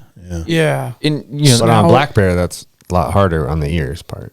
and it depends on time of year too. Is a spring bear or a fall bear? Yeah, that's Because you're going to see a lot more legs. legs. Sure. On the spring. Yep. Yeah. So and like how they eat or just how they move. That's another big Like- indicator. Yep. So like for example, a really big bear is going to move, and typically a big bear is going to be an older bear. And older bears Slow. move Yeah. like an older person. You don't see an older person typically just scampering Just across. power yeah. walking through the parking lot. or just taking off, just to smell. They're not spooked. They're just taking off and running for the the If fun they- of it, or they're curious and they're trying to figure out what this is, and they move quickly. So an older bear is going to be more deliberate they're at the top of the food chain.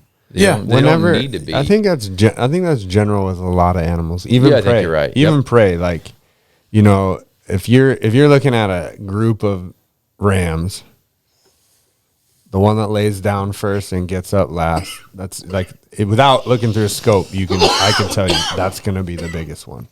Always. just based Like off they're of behavior. very very more like they don't care as much. You know, like caribou, when the herd spooks, that big bull's always the last one to take off running. Yep. And it's kind of just like the bigger, older guys, like they don't. So bears, big bears, they walk like they just have that swagger. Yeah, like, I that don't give a fuck. yeah, exactly. Yeah, They're like you just want them to have on a T-shirt that says "I wish a motherfucker would." Like, that's how they walk. They're like just walking, looking at everything. Like, you know, I might steal that phrase right there. oh, it ain't mine. I wish a That ain't motherfucker mine. would. That ain't mine. Wrangell. I believe that's hip hop. Yeah. That's Biggie. But another thing, you know, when you're looking at bears and you're watching them, just how they feed. You know, like the bigger bears, they're going to eat with their head further out in front of their feet because their neck's longer. You know, a sow or like a never bear's thought of going to, that. you know, eat when they're, you know, nibble on like grass in the springtime, closer to their feet. Yeah. More almost in between their feet. That's excellent, man. I've never heard that. Never. Yeah, way cool. Yeah, and I'm just going off of like minimal experience with that part. You said judging a bison? Holy fuck, I never thought about that. I've never even hunted one. So I haven't that's either, got but I to know- be really hard, like figuring out. Well, you're right, because when we had a Austin cow from a on, bull. Austin Manlick, he was talking about Manelick. I always mess up his name. He messes up mine. I can mess up people's name because they always mess up mine. Oh, yeah. Yours But is he was saying impossible. that it's like, you know, it's difficult to judge those. Yeah, But Big man, that makes bison. sense because they're like in the same family. Yeah. well, I'm gonna say that goats is probably actually the hardest, just because of the fact that it's difficult enough that your game laws are designed that you don't get in trouble if you shoot a nanny. You just cannot hunt goat for 4 years, I believe. If you choose to shoot a nanny. If you accidentally because you're supposed to, they want you to shoot billies. Yep. Because I think that the way goats breed, it's like they're not like a prolific breeder. Yeah, they're not just mass producing. Yeah, it's like they're very timed. They got to live a while before they start. They don't just start having babies when they're young. Yeah. So it's And the mortality and survival rate's I think low. the rate of nannies being born versus billies is like a lot lower. Yeah. I know there's a formula in it, and I know that if you wind up shooting a nanny, you don't get in trouble. You keep your goat, all that. But I think you have to wait. can't apply. Yep. It's 4 or 5 years, I think. Yep. Yeah. It's just, I think, to encourage people. Yeah. Try and harvest billies. And but they just know that the also mistake's realize that gonna happen. The mistake is going to happen just because how many people are going to spend, you know, hours and hours and hours educating themselves prior to going to the field. You know, people are already busy enough. They just want to go out for the weekend and go hunting. There's good goat quiz deal on Yeah. ADF and G to help you educate yourself on that. Yep. And then the Rocky Mountain Goat Alliance also has a lot of content that they've been putting out. You know, Nanny or Billy judging nice. quizzes. A lot of pictures or like short little video clips. I need to watch that then. Yeah, they do have some good ones. haven't had It's any still goat yet. tough, though. Even after you look at that stuff, you're like, Well, it's sheep's the same way. I actually have a new method that I just learned about. the sheep? Some people tuned me in onto it on Instagram. What is it? One of the guys from Alaska, and I listened to this outfitter out of Canada, and he talks about the crown and using so like if you come Like the space between? so if you come directly behind the eyeball and you go straight up and you start there and go back and you go directly backwards from the eyeball, if you go directly backwards from the eyeball, the first annuli that you hit is usually going to be like year 4. Yeah, year 4.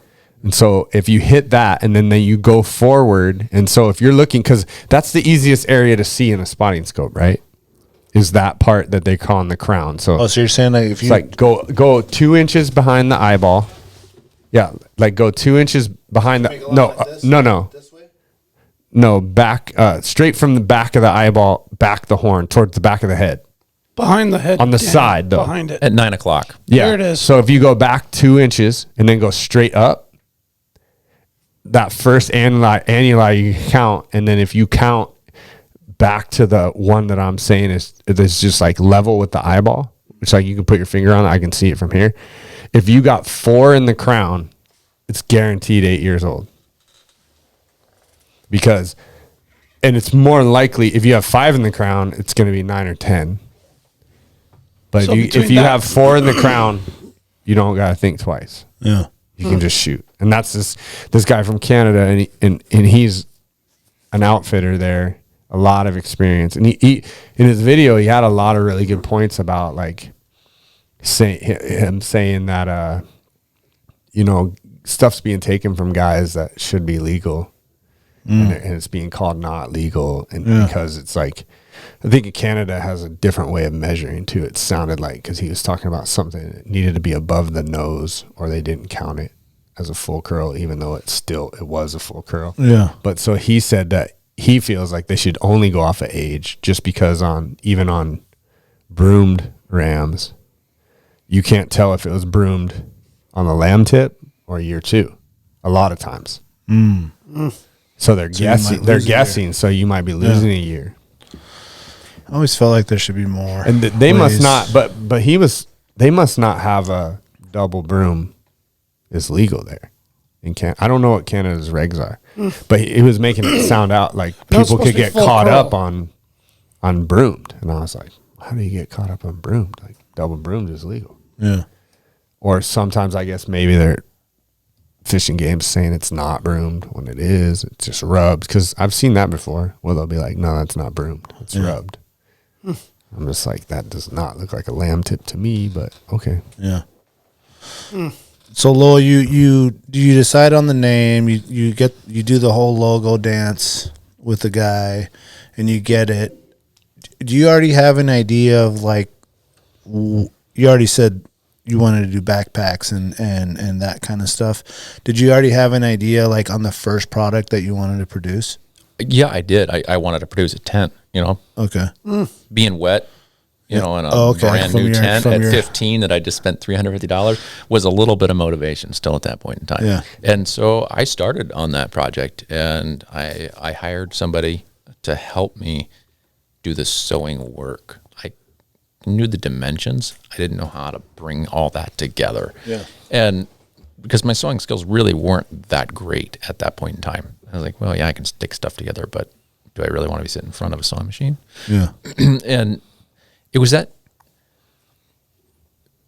the point between, sending the sketches, sending the idea, the concept over, buying the materials, finding somebody to, sew this prototype for me at the time, and seeing their interpretation of what I had in my mind and the vast disparity between those two. Yeah. And I thought to myself, if I really want to do this, I got to do it all myself. You got to have pattern at least. I got to have a pattern at least. Yeah. Yep. And then, overseeing production is going to be really key. And that's when I bought a sewing machine. Just went on Craigslist and, found a little hobby sewing machine and started sewing. And then, from there I upgraded to a, professional, walking foot, dual feed, single needle lock stitch. Yeah, so there's probably a lot to it, right? Oh, I mean, like the different stitches that you use for the way the fabric's like, is it being pulled apart? Grains Is it being or pulled whatever. against? I'm sure like that changes drastically. Or like, do you double stitch this, triple Well, even stitch like the it, to material make you're it using to stitch. Yeah. Well, If you're I talking think- about tent materials and you're talking about like, Yeah, that's like, The polyester blends. Cylon or what's the word I'm looking for? Nylon? Yeah. Yep. So those are really slick fabrics, and they don't have much structural rigidity, so they compress easily. So you can't have much thread tension. Otherwise, your stitches would pull the seams together. So every time you had a seam, you'd have a shorter section in your tent because they just get scrunched together. Each Sucked little in. stitch, slowly pulls each, the layer of fabric together. Yeah. Or the in between the stitches, that space shrinks just due to the thread tension. So you just decided you're going to order all the materials and just start sewing yourself and creating the pattern? Yep. And so I started researching fabric, and I knew that there was a lot of gear on the market, but I thought that there was some room in the market for utilizing some of the newer fabrics. And so at that point in time, I kind of keyed in on Dimension Polyant, which is a company that makes performance sail fabrics. And this, like I said, this is 2017. It really hadn't caught on with the outdoor crowd quite as much, but now you probably have all heard of x-pac fabric. Now it's become real popular. And so that's what we started using for those Those are for the bags. Yep. There's Dimension Poly makes a lot of different materials. I think maybe Black Diamond, Kuyu, Stone. I don't know if Stone Glacier does, but there's quite a few different companies that use some of Dimension Polyant's fabrics for parts of their tents, and they're just custom manufactured fabric for those specific applications. Now, when you go to, because I've gone down this rabbit hole before, because I wanted to design a teepee. And I went down the fabric rabbit hole and all that stuff. And when you go to order that, it's not like you can just order like 10 feet. Nope.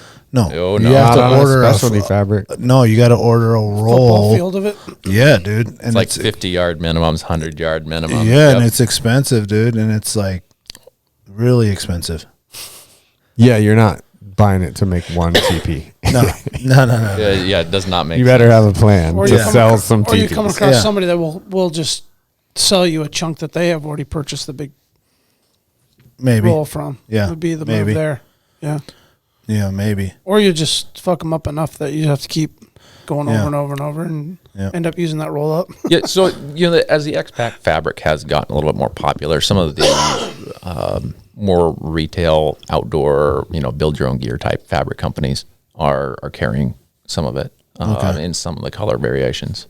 But the heavier duty, more specialty stuff is still, you got to custom order it from the company. Yeah. So you tried the tent? It's still Did a sitting. tent ever make it to? The tent never made it past prototype phase as of this point. I saved the pattern, but it still needs some work. One of these days, it will become a front burner project, and then Wrangell will be producing a tent. Right but as of yet, nobody's produced the features that we came up with. Yeah. Oh, nice. Okay. Oh, so you still got those. I'm interested. I want to see it now. Now I'm curious. Yep. So, No, we got quite a few projects like that. All right. that's awesome. So then All in good time. All in good time. Oh yeah, of course. All in good This time. This is a lifetime work. And, Absolutely, quality versus quantity. You see, there's a time you have to create the economy of volume, right, in order for any business to work. But really wanted to focus on producing a couple core quality products that we could always rely, our customers could always rely on to perform as advertised or beyond. Under promise and over deliver as far as quality and that's durability. a good way to go. So are the fabrics are you sourcing from the U.S.? Yes. Yep. So you're U.S. sourced and U.S. made. That's correct. Yep. Good on you, man. I like that. Oh, yeah. Yep. And one thing Dimension Polyant Quality. is starting to do in their mills is they're starting to do some recycled fabric. So polyester they've been recycling it for a while. And the process, I think, is a little bit easier. Maybe it doesn't require as much energy. I'm not super familiar with the process. But now they're starting to recycle nylon. And Dimension Polyant's kind of in the forefront of that here with the laminated fabric side of things. Yeah. Nice. And so tried to pick a company that we knew that we were going to get, U.S.-made product. But also, if you build something quality, you're not going to be getting rid of it in 3 years because it's worn out. Yeah. And then throwing all of that fabric out. So you look at our packs and bags, you can replace the zippers if you need to. Buckles. Straps. Buckles, straps. Yep. So It's a lifetime equipment purchase. Yeah, if you buy the piece of equipment, you should be able to repair it. And that's something that has been lost, I think, with this mass scale manufacturing. Yeah, nothing gets handed down anymore.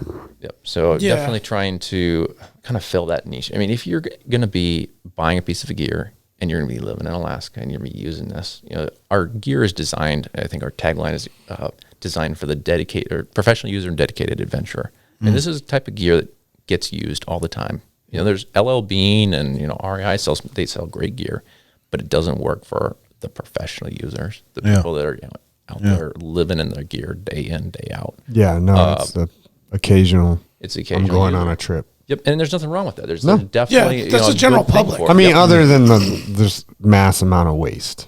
That's the issue, and those things don't get handed down because they don't have the craftsmanship. But I think you're timing your breaking into industry at a really good time, because I think like that's coming back, like American made, American craftsmanship, and just craftsmanship in general, and people trying to design stuff that's like, it's not one user products. Like they're like, you can give this to your kid. Like that's like forging has gotten out of control. I mean, it's like I'm surprised it's not the newest hipster thing. Yeah, like it's on TikTok. So popular. Yeah. Actually, it is on TikTok. but it's awesome. Yeah, it is. It's cool that people are like making shit with their hands again. Yep. Because we live in like the most technological age. It's like it's ridiculous, right? Yeah. And so it's nice to have something that's like, you're not just like, I'm lost. I'm on. I mean, we did it. Can't find the tent. It's too foggy. Got to literally GPS use the GPS to get to the tent. Yeah. Embarrassing. Yeah. To be honest, like I was so mad. If it wasn't for him, I would have. Been lost. I was so mad. I've never been lost in the woods. Oh, I wasn't lost in the woods. I was confused on a bald ass mountaintop. Fog so thick that I couldn't find the tent. I think one year sheep hunting we had some massive smoke come in. You couldn't see a half mile. Oh shit! You just could not. I mean, going up over a rise, you're like, I know I've been here before. You're pulling out the map and compass. You're going right back to rudimentary orienteering. You're figuring out, where am I? And those skills, same with the craftsmanship. Those have faded. Those have gone by the wayside. And I think with the experience of being out, trapping and fishing and early on. Well, yeah, you've obviously been involved in a lot of very old school things since you said 9? Yeah, when pretty you were young. Trapping? Yep. Like, definitely not a lot of people run a trap line. Period. No. Yeah, period, I would say. But taking those experiences, skills, that mentality, and putting it into outdoor equipment. Yeah, it's awesome. So after the tent idea, and you start researching these fabrics, you're like full transition to like, the first thing I'm gonna do is what after that? Let's see. Then I started making some duffels. Okay. And I made a I'm few. I'm highly interested in those. So we found waterproof zippers. Could not find a source for U.S. made ones, and it was the same thing. It's like, you got to order 100 of these because they're custom made. Yeah. Well, where you come up with money to buy 100 waterproof zippers that cost an exorbitant amount of price each. Yeah. And Sounds like a lot. I looked into it. It's a lot. you start looking at thousands and thousands of dollars worth of money just in materials in order to get started. You're like, where do you start? And I'll be honest, I called up the if there's a will, there's a way, right? So I called up the sales rep, I think, for the region. I was like, hey, could I get a couple samples? Wow, there you go. Yep. And so I got some samples. That's how I started. But like initially, before you decided what the sample you wanted, did you go around and like look at all the zipper options and be like, this is the one I want that's already on some random other thing? Or do they show like, I guess what the question is like, when you're going to go find these materials, are you already basing it off of something that you liked from something you've seen already? Or you're like, okay, they've already made this, maybe they have something else in their lineup? No, so for an individual that makes their own gear, I'm not really much of a gearhead. Okay. So, I'd be like, waterproof zipper. I seen one of those in a dry suit once. I know they exist. Okay. Just, Google it. Yeah. Waterproof zipper, not best waterproof zipper, because then you're going to get, an article, written in 2022 that's 10 best waterproof zippers is going to be the top Google hit. But if you start using like VPNs, start searching from different locations. That was one of the things I found out. That, like if you searched over with a VPN based out of Europe, I started getting a lot more European products, Yeah. more European textiles. Yeah.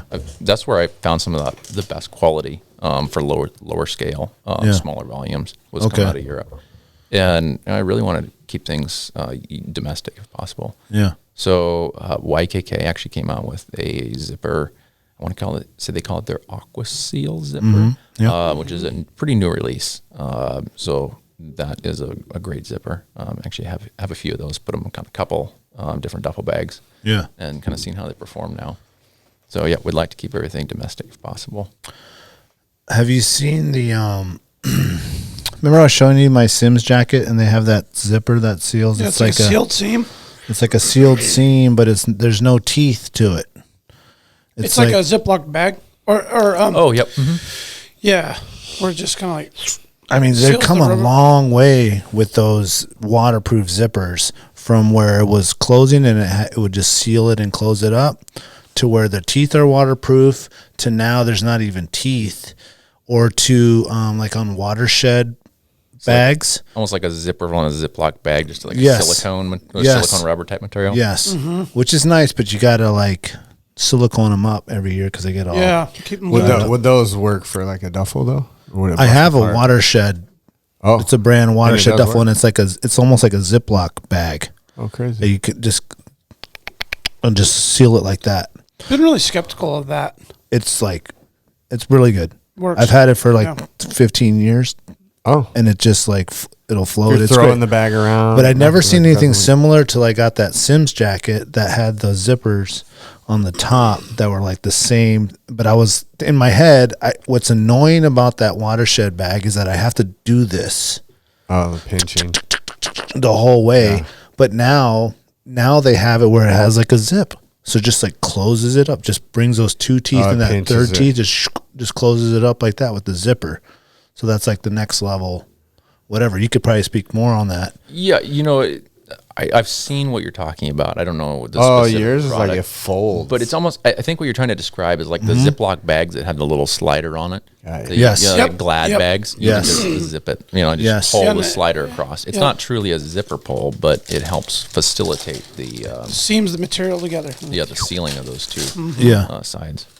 Yeah. So as far as like the research, side of things and development, it's constantly improving. So what I found, in Europe 4 or 5 years ago is going to be, basically obsolete. Yeah. Today. I mean, they still make great products, but there's definitely better things out there or new things out there. Yeah. And staying on top of that, I think, is important. I think a lot of the companies get used to, or they have contracts with these certain other companies where they're going to buy thousands of the Aqua Seal or whatever it may be. And then they're not looking to what could actually be better, Next best thing. Yeah, what is the next best thing? Yeah. Okay, so you did the geek out on the gears and the Aqua Seal, and then you decide what? The duffels? The duffels, yep. It was kind of the first logical. Let's try something that is somewhat basic. In fact, it was before the duffels. I tried some dry bags, like what would like a roll top. Like a roll top dry bag, small. But I put zippers on them. I was like, because they always leak. Yeah. Why don't I make them like truly waterproof? Yeah. Somebody says it's waterproof.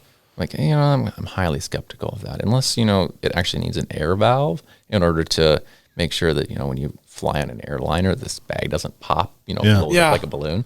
Yeah. It's not really waterproof. And until you've hunted on Kodiak, like in the south end of Kodiak Island, you don't really know what waterproof is. Yeah. Until you've experienced, Gore-Tex wetting through weeks at a time, or you're wearing 2 different rain jackets, 3 different rain jackets. You're like, is this really waterproof? Yeah. And you start getting a little more skeptical of the advertising. Yeah. We're working on a new duffel bag called the Captain's Duffel Bag. Captain's? Yep, the Captain's Duffel Bag. Love the name. It's a highly water resistant product, but it does not have the seams aren't sealed. And it has a highly water resistant zipper like you'd find on a rain jacket. It's a Eurotex zipper, but it's not submersible.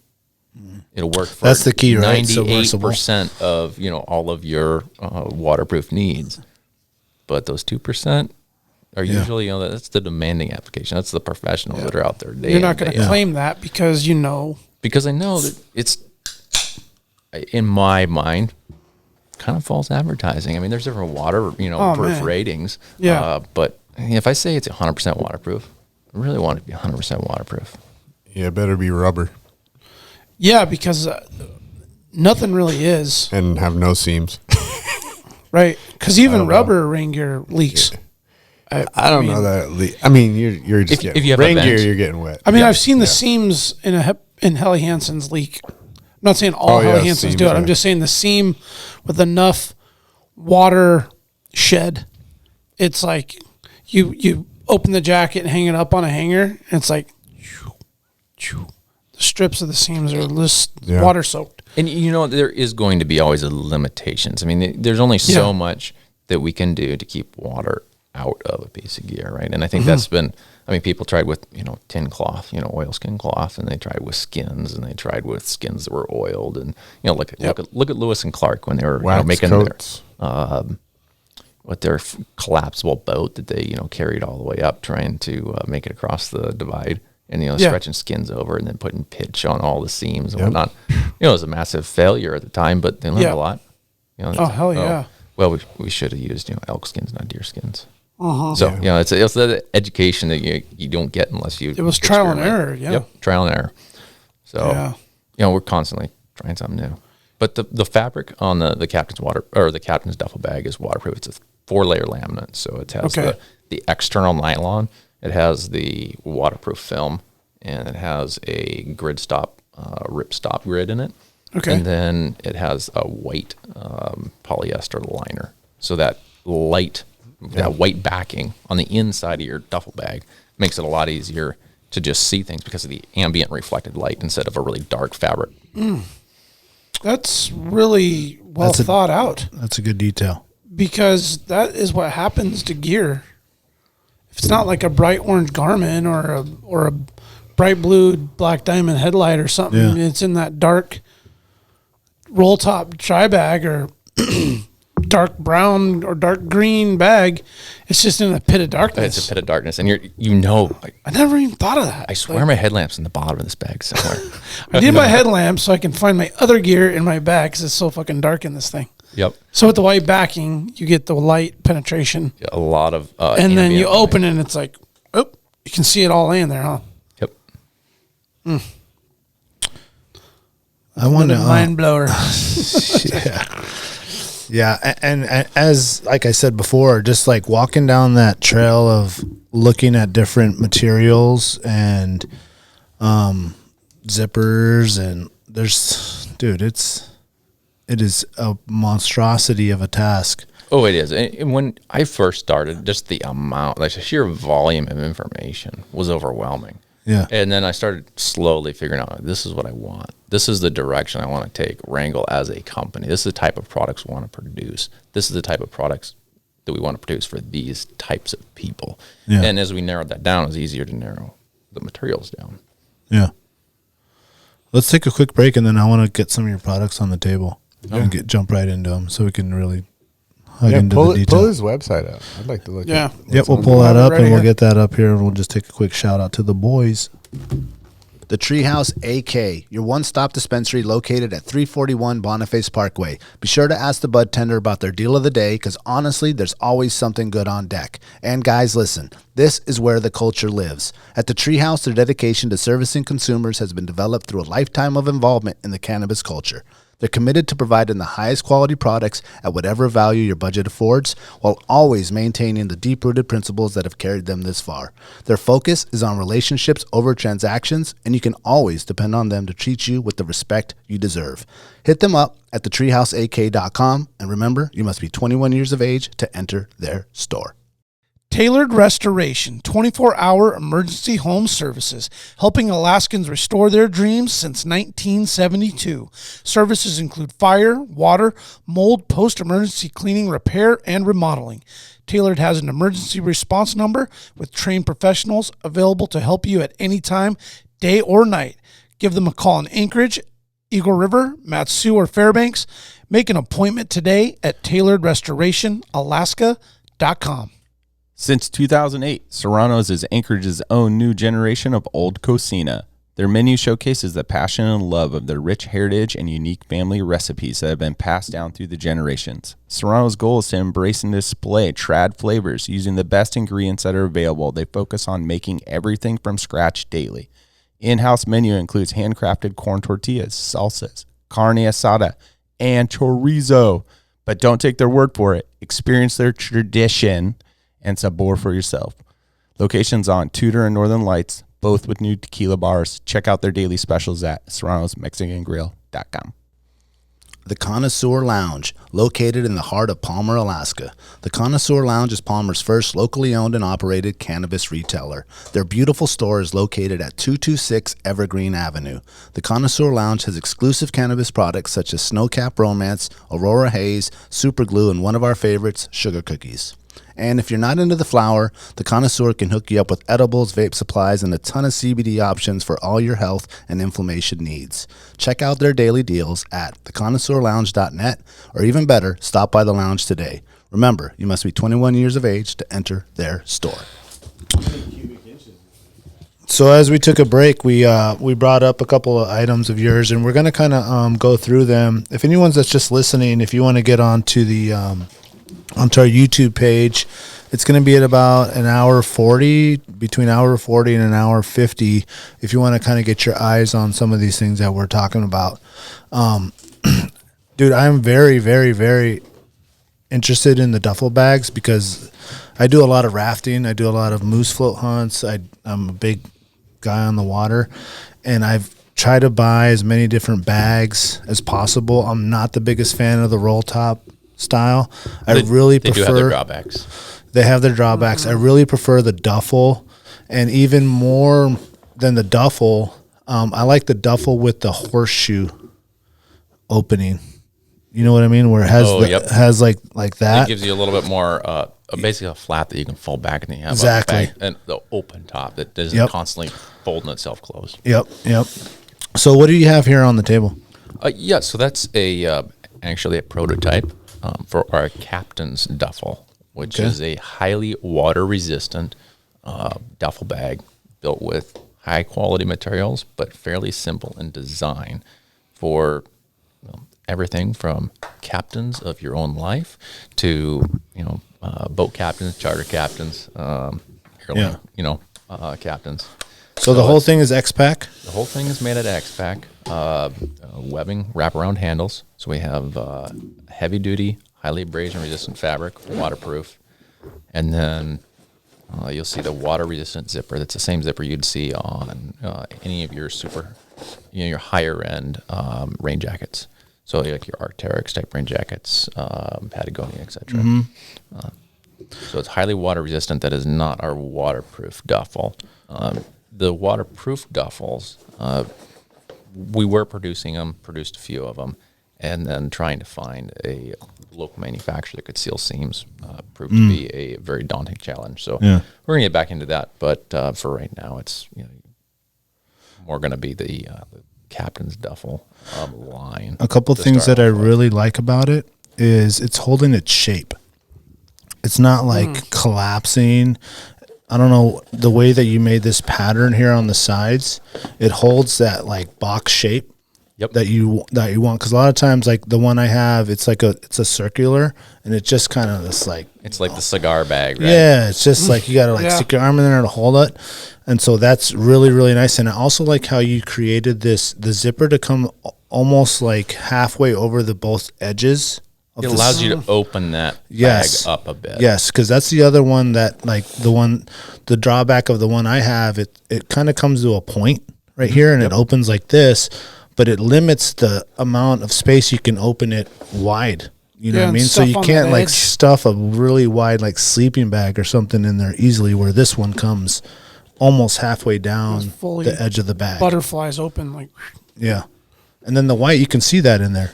Oh, absolutely. And you should be able to see there's a couple attachment points in there, I think, with a removable pouch.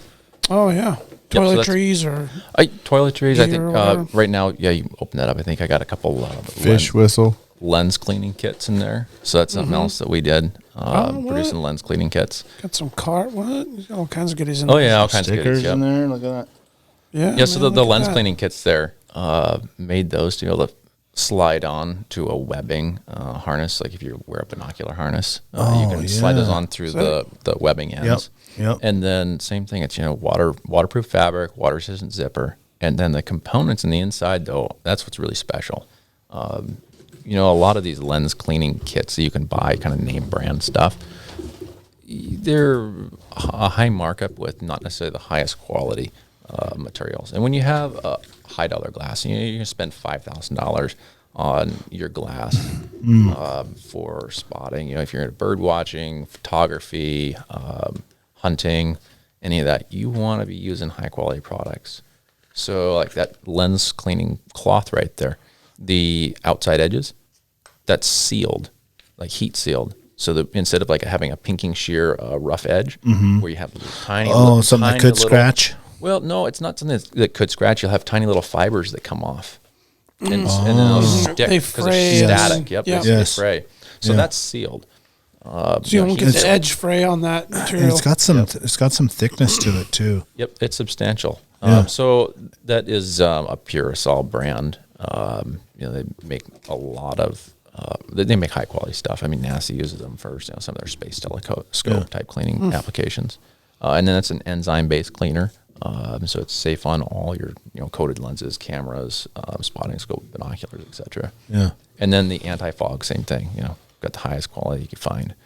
Yeah. And, so what people that can't see is there's a little tiny pouch that's maybe the size of smaller than your driver's license. And in that patch, it has a waterproof zipper. That inside of that little pouch comes the cloth and then the anti-fog solution all within it with two, these aren't called mollies. And a cleaning solution. The cleaning solution and the anti-fog solution with the fabric, and it all fits in that perfect little thing, man. That's awesome. That's definitely nice for your kit. Because I was just reading an article about how I'm pretty sure we all have the same ones, like the lens brush on one side, little suction cup thing. So cheap too. Saying how horrible that suction cup thing is to clean your lenses on your little lens pen. Yep. Yeah, the lens pen. Because you get dust or sand or grain of dirt or anything, and you're just scratching your coating up. Yeah. It says to not really never. That's all we've ever used. Yeah, that's all I use. I feel like the brush is pretty good. The fine brush, like the little camel hair brush. Yeah, just to get the granules and things that are on the edges, or like a little air jet bulb. Yeah, those are really good too. Yep. Oh, you'll see those. You start looking at more like the high end, like bird watchers, camera type folks, geeks like that. They really get super clean glass. Right. I mean, we're talking super clean. The cleanest. Yep. Yep. So the duffel that's on your website is an old duffel? That is the old. Yeah, that is the 100% waterproof duffel. That's the 100% one. Yep, that is with the waterproof zipper. Okay. But so this is still waterproof zipper. Well, it's the zipper you'd find on your rain jacket. Yeah, so it's not a truly submersible zipper. It's not something you'd find on a dry suit, but it is highly water resistant. Most people would probably call it waterproof. Okay, yeah, the 98%. Not Wrangell. Yep. So is this going to come with that waterproof zipper as an alternative? No, so that'll be a different product. It's a very similar design, a slightly different shape to accommodate that waterproof zipper. Because when the waterproof zipper opens, there's actually stops about 2 inches in from each end that keeps it from ripping the seals on each end of the zipper, because it's not a continuous zipper. That's a continuous zipper. You snip a section out of, like a 300-foot spool. Okay, gotcha. This is, waterproof zipper is, a set length. Got it. And so a little bit different shape, but same idea, same concept. And what size is this, 40? Yeah, so that's a 40 liter. This is a 40 liter. And then you have, what was the other sizes? Yep, so 25, there's going to be a 40, a 65, 85, I think 105, 110. Okay. Still coming up with the exact numbers on that, because this is a prototype. This is a prototype hot off the press. Okay. I mean, this has been a back burner project for a long time, and I was like, I'm doing a podcast. I need to get this thing. You got it. Yeah. Dude. I got to bring this on air here. I want to order one right now. I want to order this size, the 100 liter size. Yeah, that big one. The big one is what I want, because in all honesty, I've just been using the Cabela's roll top. What's it called? It's just the larger Magnum. The Magnum one, and I pretty much on any float trip, I'm putting me and all my kids and my wife's sleeping stuff in there. The pads, the sleeping bags, the pillows, all in that one bag, and it just slides under my raft chair. But like I said, that roll top, I don't know, man. I really like this x-pac because this is what's on the Stone Glacier stuff too, and you said it's on the Kafaru too. You can get. It's different varieties of the x-pac. Yep. Oh, there is. Okay. Oh yeah, so the x-pac makes well over a dozen products. I think the last time I checked. So same brand but different fabric. Okay. Just so slightly different, but it has that very the durability is probably going to be X different. grid ripstop. I like this little inner bag too, man. I would use something like this for even like my toiletry bag. And I like that you put the clips that you can pull that whole thing out of there. Yeah, it's completely removable. It can hook to either side. You can get two of them if you want, two different pouches for organization purposes. Yeah, that's nice. I like that too. I like organization bags. Yeah, I really like this style of clip. It's probably my favorite. The first time I ever seen it was on a QU product, and I haven't really seen it that much other than this now. What is it called? A locking clip?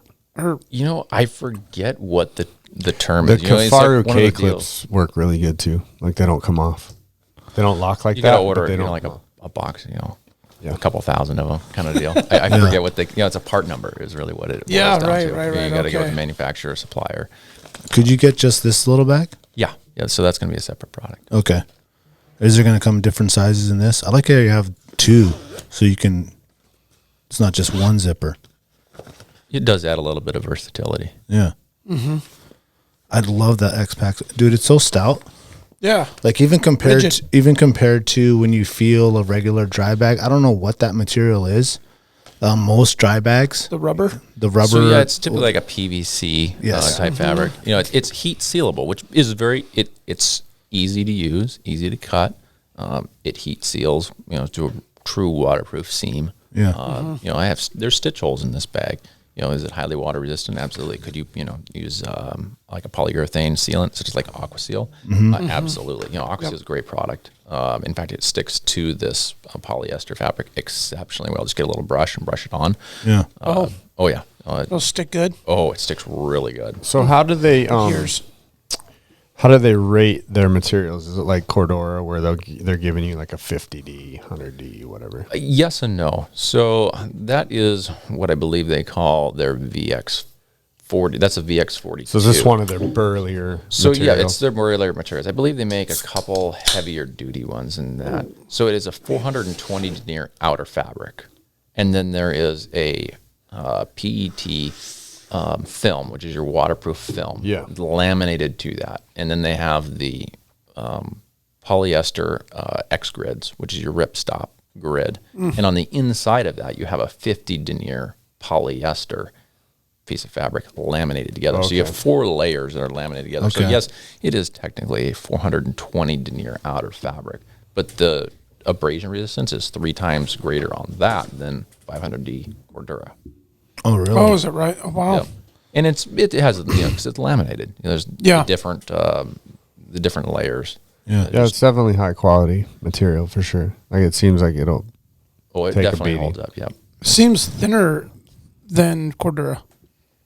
I don't know the exact specifications on it. If it's that strong and it's micrometer to it, I think you have a little better idea. Yeah. Okay. I will say I'm ready to replace all my roll top bags. They're done. Like the Cabela, I put a hole in them. They got the cracked seam. Yeah, they get cracked. You just kind of roll them up, and once they get dried, they'll get that crack in them, and then it's done. It's not waterproof. The Cabela's ones don't last a year. No, I've had mine a couple years. What's the But listen, for the price, it's amazing. But like for me, I would rather buy one bag that I'm going to use for the rest of my life. Those bags are pretty. You know what I'm saying? Then do the Kirby thing and buy the shitty vacuum every year than just go get the Kirby. You know what I'm saying? Like I'd rather have the lineup of these. You know what I'm saying? Instead of having to buy the Cabela's bag every 2 years. Mm-hmm. Yeah, there's that material going in the trash, right? It's a huge issue. I mean, what do you do with all the plastics? You think about, like, for example, microplastics. We're talking about fishing earlier. It's like, well, yeah, fishing's great, but what are we doing these days that is going to affect that negatively? Yeah. And plastics are, a huge issue because they get in the water, particularly the microplastics. I mean, what water are you drinking? Yeah, that's in our blood now, they say. Yep, is in your blood. They really don't know all the effects of it yet. Yeah. Because it hasn't been around long enough to be able to know. Nope. Mm-hmm. That's why I spend the money on good bags, because I'm not giving up my snow machine to save the fish. There you go. Too much fun. We all make I'm choices. going to contribute where I can, but I'm keeping the snow machine. So these, you can't purchase these yet. Not yet. Do you have an expectation? Yeah, I would say later this fall. Do you need someone to test it out? Perhaps. Okay. Okay, that's a good answer.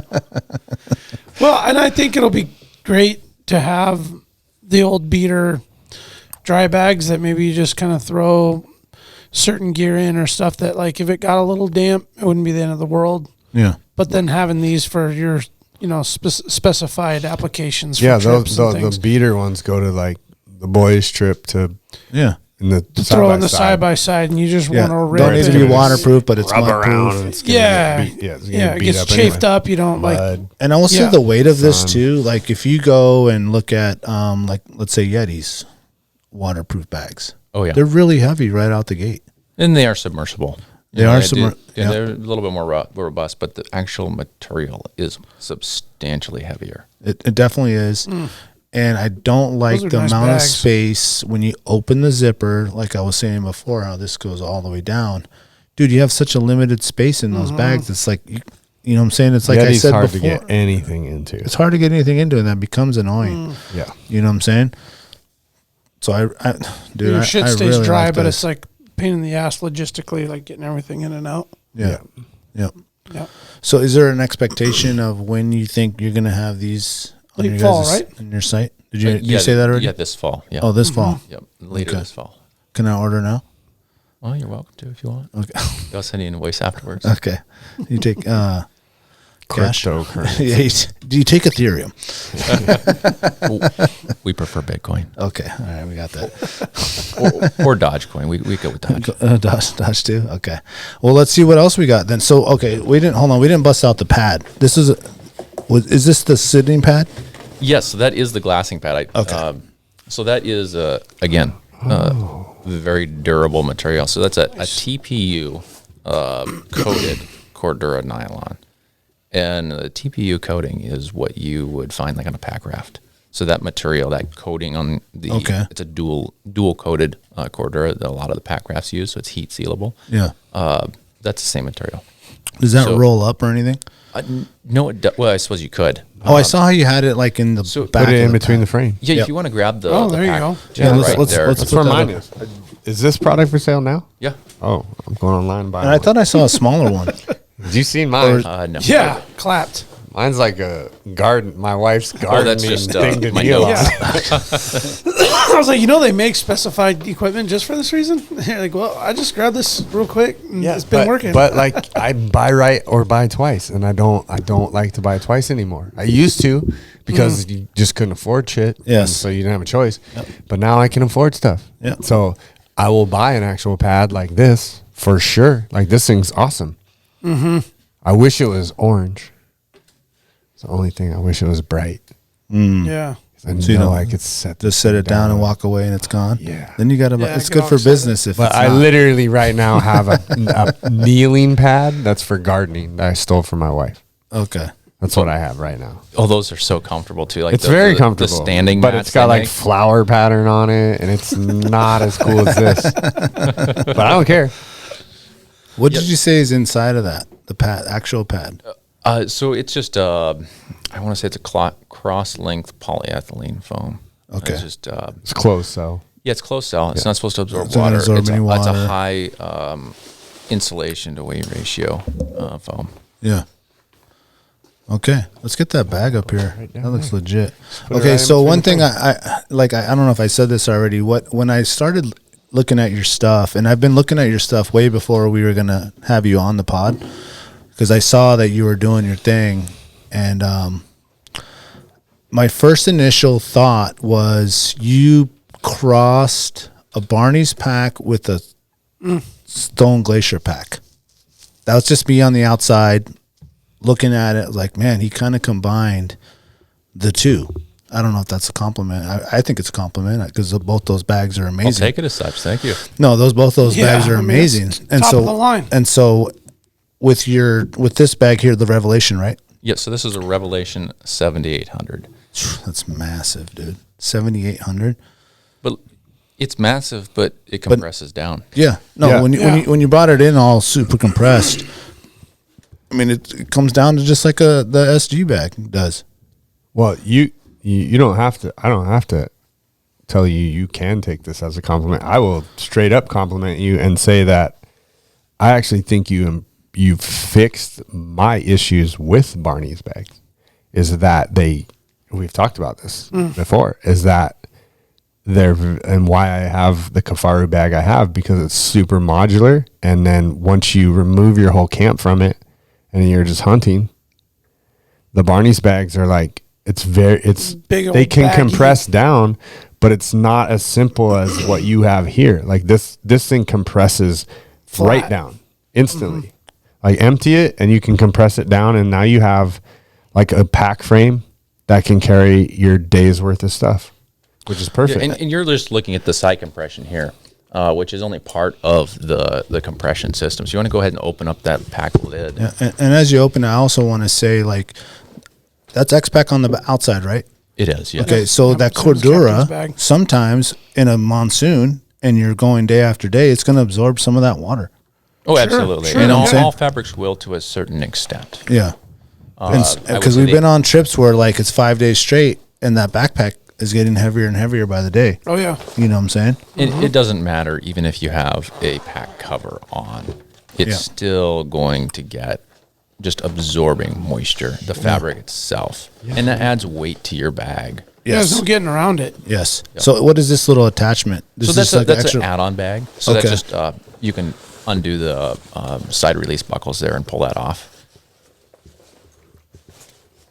I want one of those for like a bathroom bag. That's almost like what you had on the Oh, inside of the yeah. other Like a one. toiletry bag almost. Yeah. Look how hardcore this is. Quick access to your toilet paper Yep, and look at that. You can wipes and attach stuff. it to whatever too. You can throw it on your belt, on your hip, or around your waist. If you wanted to, Yeah, absolutely. like a fanny pack style if you wanted to. Yep. Yeah. Oh yeah. Right? If you're just trying to go super light. It's you not just hot need- pink though. Chad likes hot pink and green Yeah. and yellow. Hot Oh, orange. Only on stuff that I'm going to set down. So you're looking at the side compression system over here. Really, I think what sets this bag apart, compression system wise, from a lot of the other bags available, is what we call the pass-through compression system. So these straps, when you compress Oh, down, shit.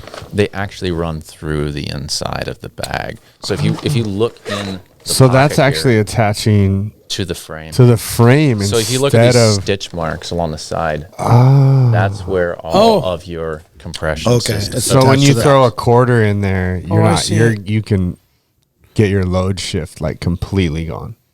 Absolutely. But at the same time, you can still access your side pockets because the compression system isn't going around the outside of Yeah, your pockets. which you're gonna I mean, are you going to lose some volume? Yes, naturally you are. But we have a pull-out pocket panel here. You can move that like this way, or we can bring yeah. this So thing you this still way. got your spotting scope or whatever you want to carry inside. Yeah. You can, the straps cinch it down on the inside, allowing you to still have the space on the outside. Oh, So it's got an organizer in there. yeah, so this is the organizer pocket panel. Oh, So wow. it just Velcros to either side because there's it can hooks float with around Velcro. in there. Yep. So, well, no, it doesn't float around. Well, it I mean, you sticks to the actual baffle that the compression system runs through. okay. But it can be put on left or right, or you can double up if you want. Wow. Yeah, that's nice. That's very thought out. So it And just you makes can it- remove it so that way you're not having to you shit, can get yeah. to your stuff better. Yeah, you can get to your stuff better. You can pull it out if you want. Say you need it, in the tent at night, or Yeah. I don't know, you can go on the glass and pad or a glass and knob, and you just need something. Is $5.95 the price? That's correct. Yep. Dude, that's With the- that's with the that's varnish very well frame? priced. At the whole package? No, so that is just the bag. That's just the bag. Okay. Yep. And okay. so the Barney's frame that this bag is on right now, I think Barney's has made an exceptional frame. Oh, I for mean, sure. They're a very stout, For an well external respected, frame, yeah. external frame. It's Light. It's a classic frame, though. I mean, it's been repeated and copied. I mean, Barney's, I think, probably originally, copied it from somebody else. I want to say Camp Trails originally came with it. I think. Yeah, they I probably think just you're made right. it. Albert, They I just think. probably heavy duty. They just made it, version a of little that's all. heavier I duty. think, Yeah. I Is think the that's belt- absolutely true. Yeah. This is Barney's too, right? Yeah, it is, yeah. Yep. the Yeah, so belt. this bag is just put on a Barney's frame. And there's a lot of different frames that it could fit on. The grommet, the hole spacing for your pins and grommets, it's spaced for Barney's. It's something, if you have your favorite, external frame backpack, you can shoot us an email and say, hey, these are the dimensions. We could definitely adjust the grommets accordingly. But I think that since they definitely, Barney's as a company is very well respected, definitely is, Yeah, and they sell just the established. frame, which Yep. makes it great for you. just And them. established in the industry, long enough that Yeah. you can buy the tried frame. and true. Everybody has one. Yeah, Might as well every stick an every upgraded bag on it. Alaskan that's like packing moose quarters consistently is like, yeah, I have a Barney's frame. Well, and the old school is, live and die by external.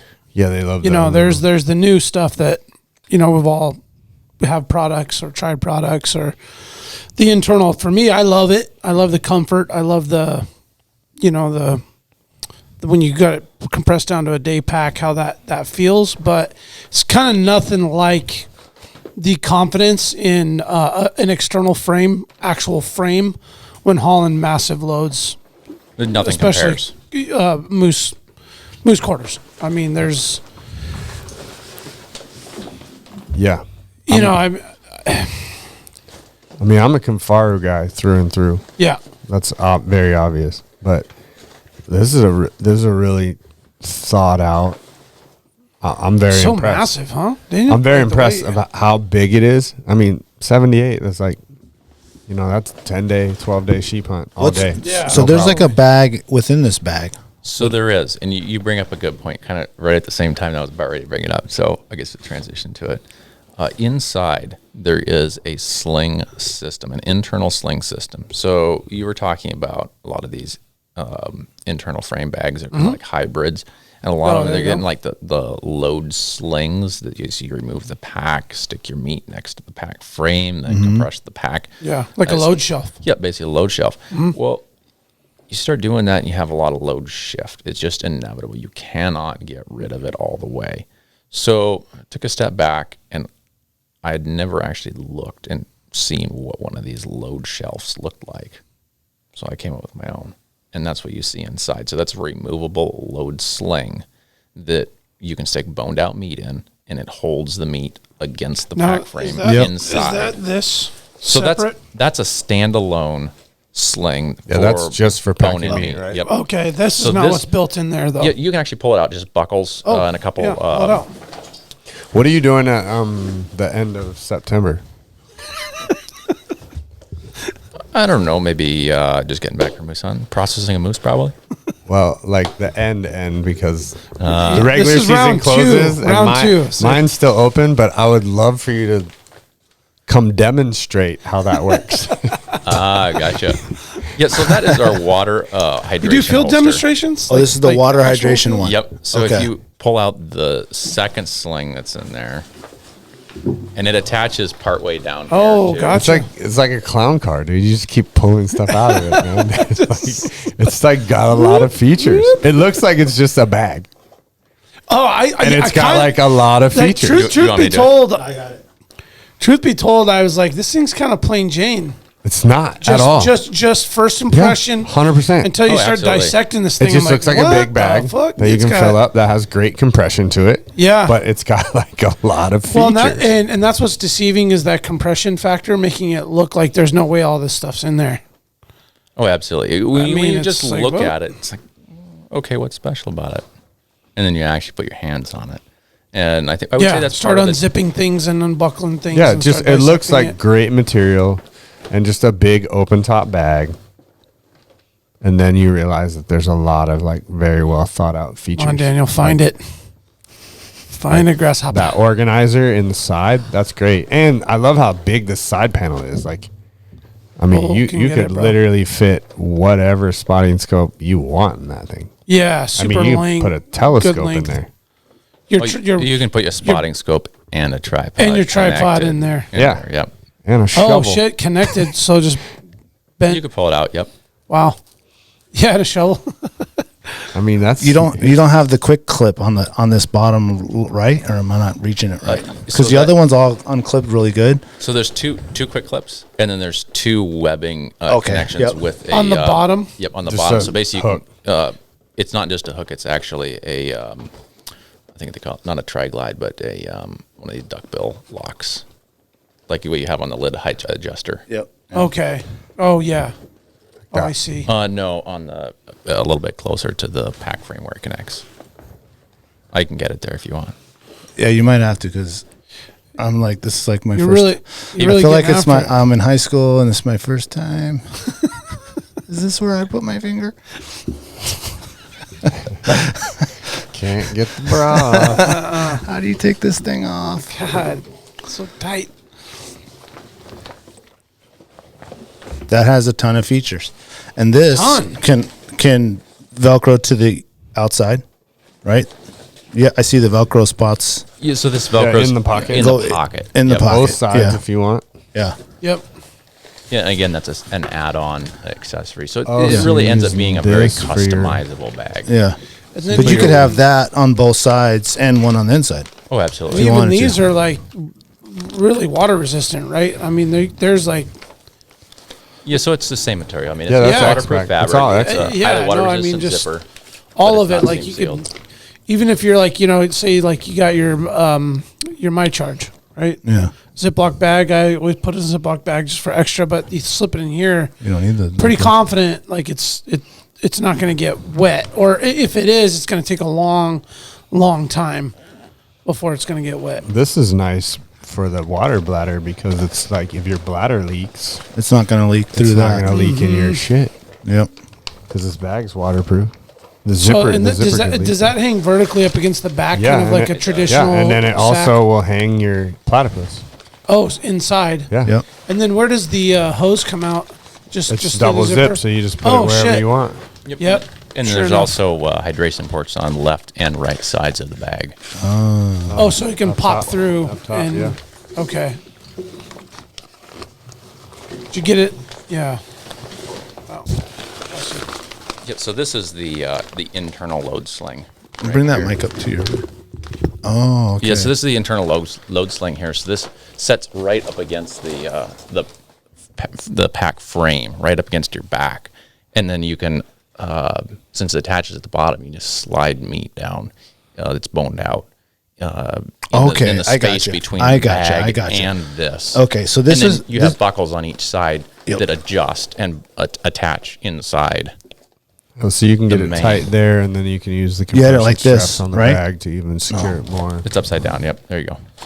Okay, so you don't even have to like undo your bag, do all that stuff. No, This just right to already the is just frame. like ready. You could just unclip this top part in this middle one and just start sliding meat Start in sliding there. meat in there. And it's separated from the rest of your stuff in the bag. But it's still attaching directly to the frame, like where these double Yes, stitch to your- marks are to your along the back. outside. Yeah. The inside where you see the side compression for the side pockets, the buckles attach on the other end of this strap. So you're really attached directly to the frame pulling off the with that frame. compression system. Yeah, keep the and it just movement. keeps it nice and solid. You're not having that load shift because all that load shifting is energy that you're expending trying to correct that Yeah, momentum. you should put a 26-inch moose or bear head on your back and let it swing around. Been there, done that. It will really tap you out real quick. Yeah, that was really awkward. Very awkward. Yeah. Their A lot of load skin is shift. Awkward. And I don't necessarily think it was the Kafara pack. No, it was the head of that. It's just the bear being rolled up so weird, and then hanging off the back. Way back, yeah, and then finally swinging. got that thing tightened up. But yeah, I mean, you're right. You great point. Load shift is the worst. It's the worst thing in all of backpacking. It's like Absolutely. when you were a kid and you didn't have snowshoes. That's what load shift is. Post holing. Yep. Yep. A Extra lot of energy. extra. Every time it happens, it's just calories, calories, calories. You know, and I guess there are two things. I'd say load shift, and the other is lightweight shoes. Okay. Every time you pick up your foot with a big giant boot on it that weighs 2.5 pounds. I'm kind of having a struggle with some boots that I won with that. Yeah. Like, that's the only thing. Are they heavy? They feel heavy? Yeah. Yeah, because I went away from leather and I went to synthetic, and now these are leather. They're great. Those Lathrop and Sons are fucking amazing. Yeah, custom built to your But foot. The whole man, they're thing. not light. They're heavy. You get them legs tight. So I also noticed your I don't know what you call that, like cord 50/50 or whatever the paracord is, Dyneema. Yeah. So the top cinch. It is. Yeah. Yeah. So that's There's two of them there. Yeah. You So see, there's the- that collar that sticks up. It gives you a lot more, adjustable volume space wise. Yeah. But then you have the two, and those lock. So it's not just like the little button locks. Those are positive locking. When you cinch those down, they will not open. Yeah. An inch. Yeah. So that makes a big difference. And you have a bear hide that's in there and just spilling out of the top, and you need to really cinch that draw cord down. That's an actual locking cord lock right there. And Don't then allow it to bulge out.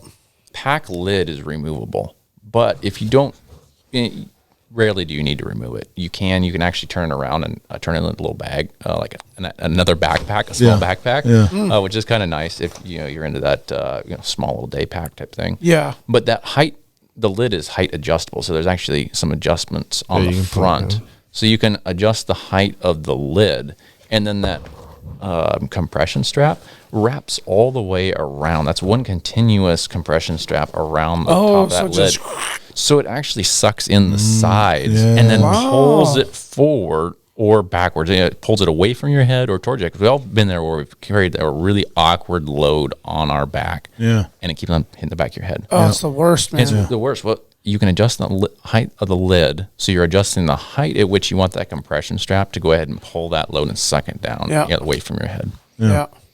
Yeah, because I like to throw my hat backwards sometimes. And it's bumping. Because you're fucking hot, you want your head to be breathing on the front, and that the tip of the bill of your hat, like hitting that pack, is so, like, you can't almost like deal with it. Like you like have to turn it around because it's so like it messes. It's distracting. It makes you lean forward your neck. Yeah. Down. Yep. Yeah. Do you offer a smaller lid, or is it just the one? It's just the one at this point in time.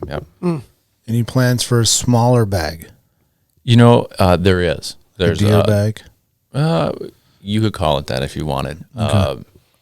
One of the original custom backpacks, when I first started making backpacks, just was doing custom projects, that I really liked one of the patterns that I came up with for that, and I think probably just take that and just improve upon it. Yeah. So, obviously, people can buy this. This bag is ready for purchase now.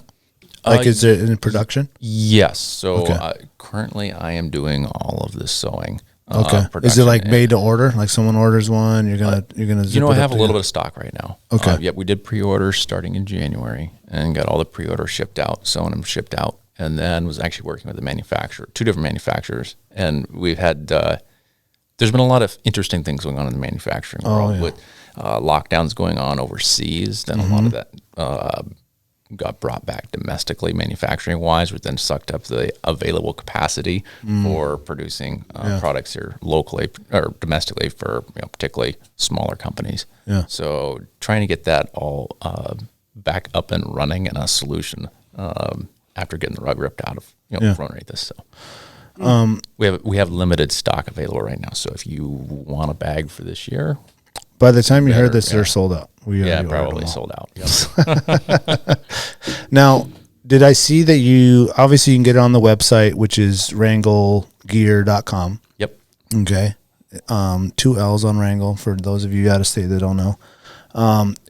Did I notice that you have it for sale in that wilderness store in Soldotna? Yes. Okay. So What's it called? Wilderness Way. Okay, and that's it's right across the road, or right across the parking lot from Sportsman's Warehouse, Safeway. I think it's It's like the fly shop It's a really cool store. Outfitter shop there. Yeah, it's a pro shop. Brian, yeah, Brian runs the place over there. Okay, Does a great it's job. Really beautiful. I've been in there once. That's nice. They only carry high quality gear. Quality. If you walk in, So like and a say, Barney's down It's a there. Barney's AMH. They've sold out. I had it more for like a what's the fly shop over there on Huffman? Mountain View Sports. Yeah, was it's a what it Mountain reminded View. me It's a of. Lossie's. Yeah. It's kind of a blend of fishing and. if you walk in and say, I need, a product that does X, any one of their products is going to perform very, very well for you. Yeah. They stock high quality items. Yeah. So yes, we do have. I grabbed this backpack on my way up here From them? Yeah, from them because I had it on the frame already, the display model. Yeah. Nice. All ready to go. Sweet. So yes, we do have limited stock there, and throughout the summer we'll have more. What's the list price on the package with the frame? What are you going out the door on that? So I do not sell the frames. We don't sell the frames. If you have a frame you like, that's great. We recommend Barney's. We think that Barney's makes a fantastic. Yeah, trader's I thought frame. maybe you sold a package that included the No. Barney's frame with the bag. So this is the bag only. Okay, so the display you said that's at the Wilderness Shop is really displaying the bag on the Barney's frame, but you're not purchasing. Just the bag is what you're purchasing. Okay. Yep. But you can buy the bag there, run to town, get a Barney's pack. Yep. Or Barney's frame, excuse me. Or vice versa. There's a lot of Be people ready to already rock. on Barney's frames. Sure. Yeah, that they're already. And yeah, I've had a lot of people, say, hey, I like Barney's frames, but I'd like, X to be changed about the bag. Do you think you could do something? And I heard that enough in the guiding industry and just in friends, around. Mm-hmm. I think, Barney's makes great products. Yeah. Wanted to make something that was a little bit different and fill a market segment that we thought was underserved. Yeah. Was there any details that we missed on the bag as we tore it apart there? Just the yard sale.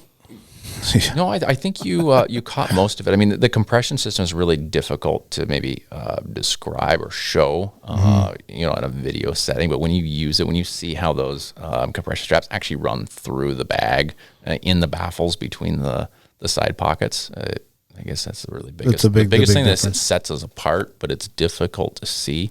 You can put your hands on it. Yep, and that's Yeah. why we went with the brick and mortar location. Trying to do e-commerce with a product like this, it is really radically different from anything else available on the market, just design wise. Yeah. Is difficult to get that concept across. Yeah. Do you have plans to have meetings with some of these other gear shops and stuff like that to possibly get your stuff in there? Or? I would not write that off as impossible. Well, you should definitely meet with Barney's. Have you met with that Kevin? Just makes sense. I've had limited interactions. Okay. I mean, I can't speak for him or if they're open to it, but I mean, your stuff goes on their frame. It seems like a win-win. Yeah. He'd still be selling the frames, which I think for him, he probably put more work into the frame itself than his bag's like kind of standard. It's not a lot of like unique features, I don't think. I mean, it's basically a very beefed up Camp Trails bag. It's a nice heavy duty bag. Oh man! Yeah. Oh, yeah. Very functional. But lots this of is storage. like a lot more into the compression of it, which is what I really like. Because man, that has been one of the things in the Barney's pack, that it's massive, it's big, and you can put the load in there.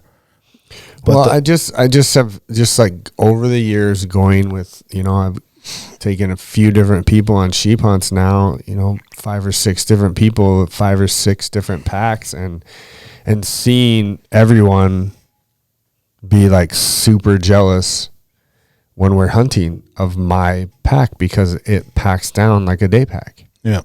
And Nate's run the Barney's. He's run the Kuyu. He's run, I don't even remember what he used. He used like a big old mountaineering pack that was like a North Face or something. The first couple of years, I've used the Cabela's guide bag. With different, you had Mystery Ranch, like we've covered them all. And having something that is like you can get packed down for when you're hunting is like so ideal. Yeah, because this will certainly get the gear to camp.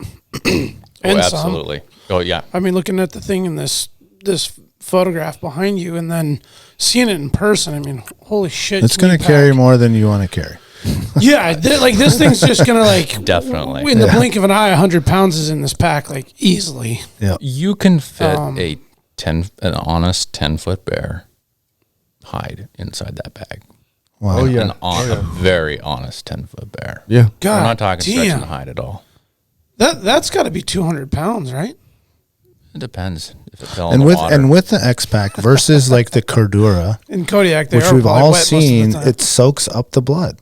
It will soak up the blood. It's dripping from the bottom of your bag. Versus, it's going to take this might eventually do it, but that X-Pac material, right? It's going to take a lot longer to soak up.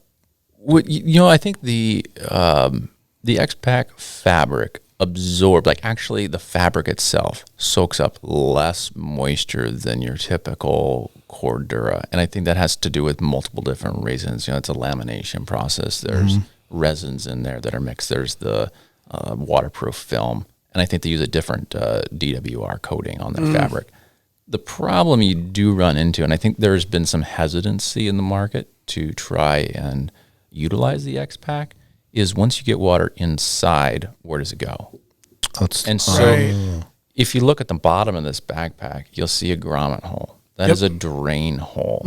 Because once you get water in the bag, it has to go somewhere. Yep. Yeah. And it needs to go out. So, if you do have blood inside the bag, well, it's got to go somewhere. It's got Right to in drain your out. ass, But, correct.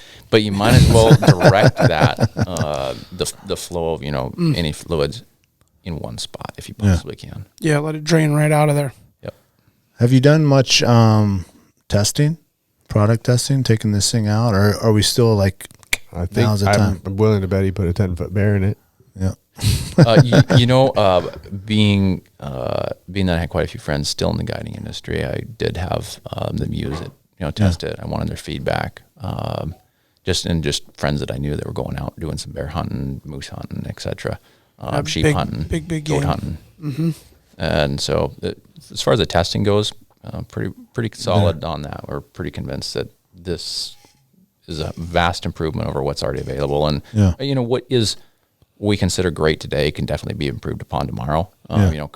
Improvement is a continual, never-ending cycle. Yeah. But the vast majority of our R&D is behind us now. And it's just going to production. Yeah. Just out of curiosity, do you have a weight? Yes, 3 pounds, 10 ounces. And that is just the bag. Of course. Yep. Not the organizer. Not. No, that's none of the accessories because you can. Is that add with the on- load sling? No. So, no. all the accessories It's the are. bear bag. Put that is a little closer. three. So the accessories are designed to, you can customize this bag as much as you want or as little as you want, and so what you don't need to buy. Yeah. What you buy is quality. Yep. Yeah. Well, and I feel like you want to buy all the stuff so that when you need it or it's an application, you can take it. You can always leave the stuff at home.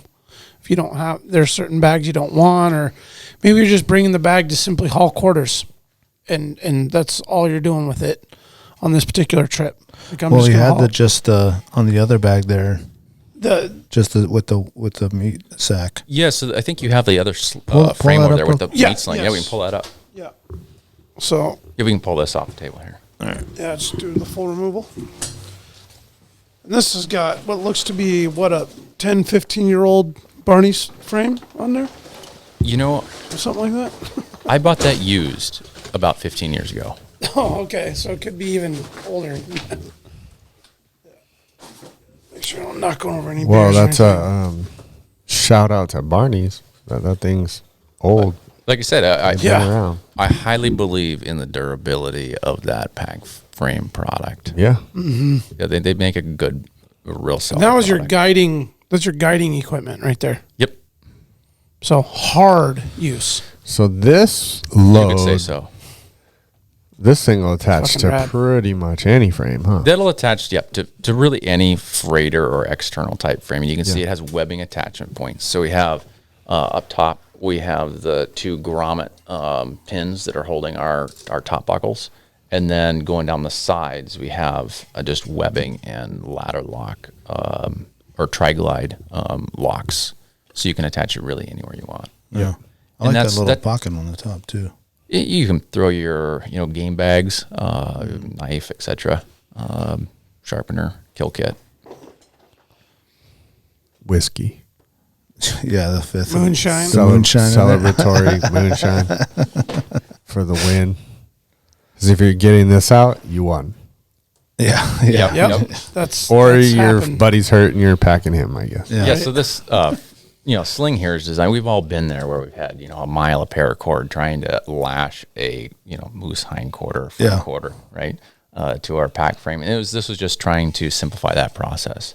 So all of these straps and buckles, you have more than enough room to go ahead and fit a Hind quarter, a hind no quarter, problem. no problem. An entire moose head. If you look on the website, you'll see. I think there's a picture of a Yukon, a YK Delta moose in one of these slings, and you can just see how massive the head is. The rack, and there's still plenty of room. Yeah. So it definitely this is nice. wraps down, and the same thing. This is a TPU coated Cordura, so you're not going to have a lot of blood soaking into the fabric. It's going to be easy to wash. Yep. And just durability wise, it lasts. It's not a coating that rubs off. Yeah. Just a lot of soap and water, and you'll be good at the end. Yep, soap and water. And maybe Do not dash. use bleach, kids. Nope. On coated materials, unless you don't like the coating. You bring. You up could use a coatings, solution though, like a little water. Just leave the down blood on solution, there, yeah. baby. That's how you know. Like, he's a character. Yeah, some Dawn dish soap and cold water. That's a big thing. Particularly cleaning blood out. I use cold water. peroxide That works too. Yep. for getting rid, just for oxidizing that blood, just to get rid of that smell. I don't care about stains. I just don't want it to stink. Yeah. Care less about my backpack being stained. It's just whatever. But if you can't get that blood out or neutralize it, Yeah. that smell is horrific. Yeah. Yep. And it probably will attract bears. So this is the little lens cleaning kit. Oh, that fits just right on attaches there, right yep. there. Yep. Yep. That's Oh, perfect. that's a really good spot for it too. You're always needing it, right? Dude, that is a money spot for it. I was wondering, I was like, I know these are for something. That's it. That's it right there. Right there on the strap. Or you can run it on this or whatever. Yeah, or Yeah, if it's you're awesome. run like a binocular harness. Yeah. Right on your binos strap. Yep. This I is like good. that. You got Yeah. a lot of, you must do a lot of thinking. Oh yeah. What else are you thinking? You have something in mind that you're like, all right, we got this bag down. We got this thing down. I'm going to guess. Is there he's something got else that you 100 got? things in there. Well, is there one you want to share? Wait, there's too many to really pinpoint one. I have to think about that for a moment. Okay. Yeah. All right. I mean, we're just with the duffel and the bag and the sitting pad. The sitting pad, huge. That. Yeah, so this glassing pad slides it right in here. I'll let you go ahead and pull that out.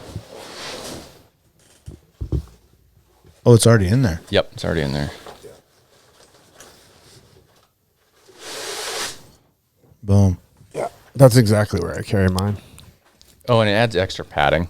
If you're carrying a really heavy load, you end up getting, like your spine rubs up against the frame. Yeah. When you have that 10-foot bear in your backpack.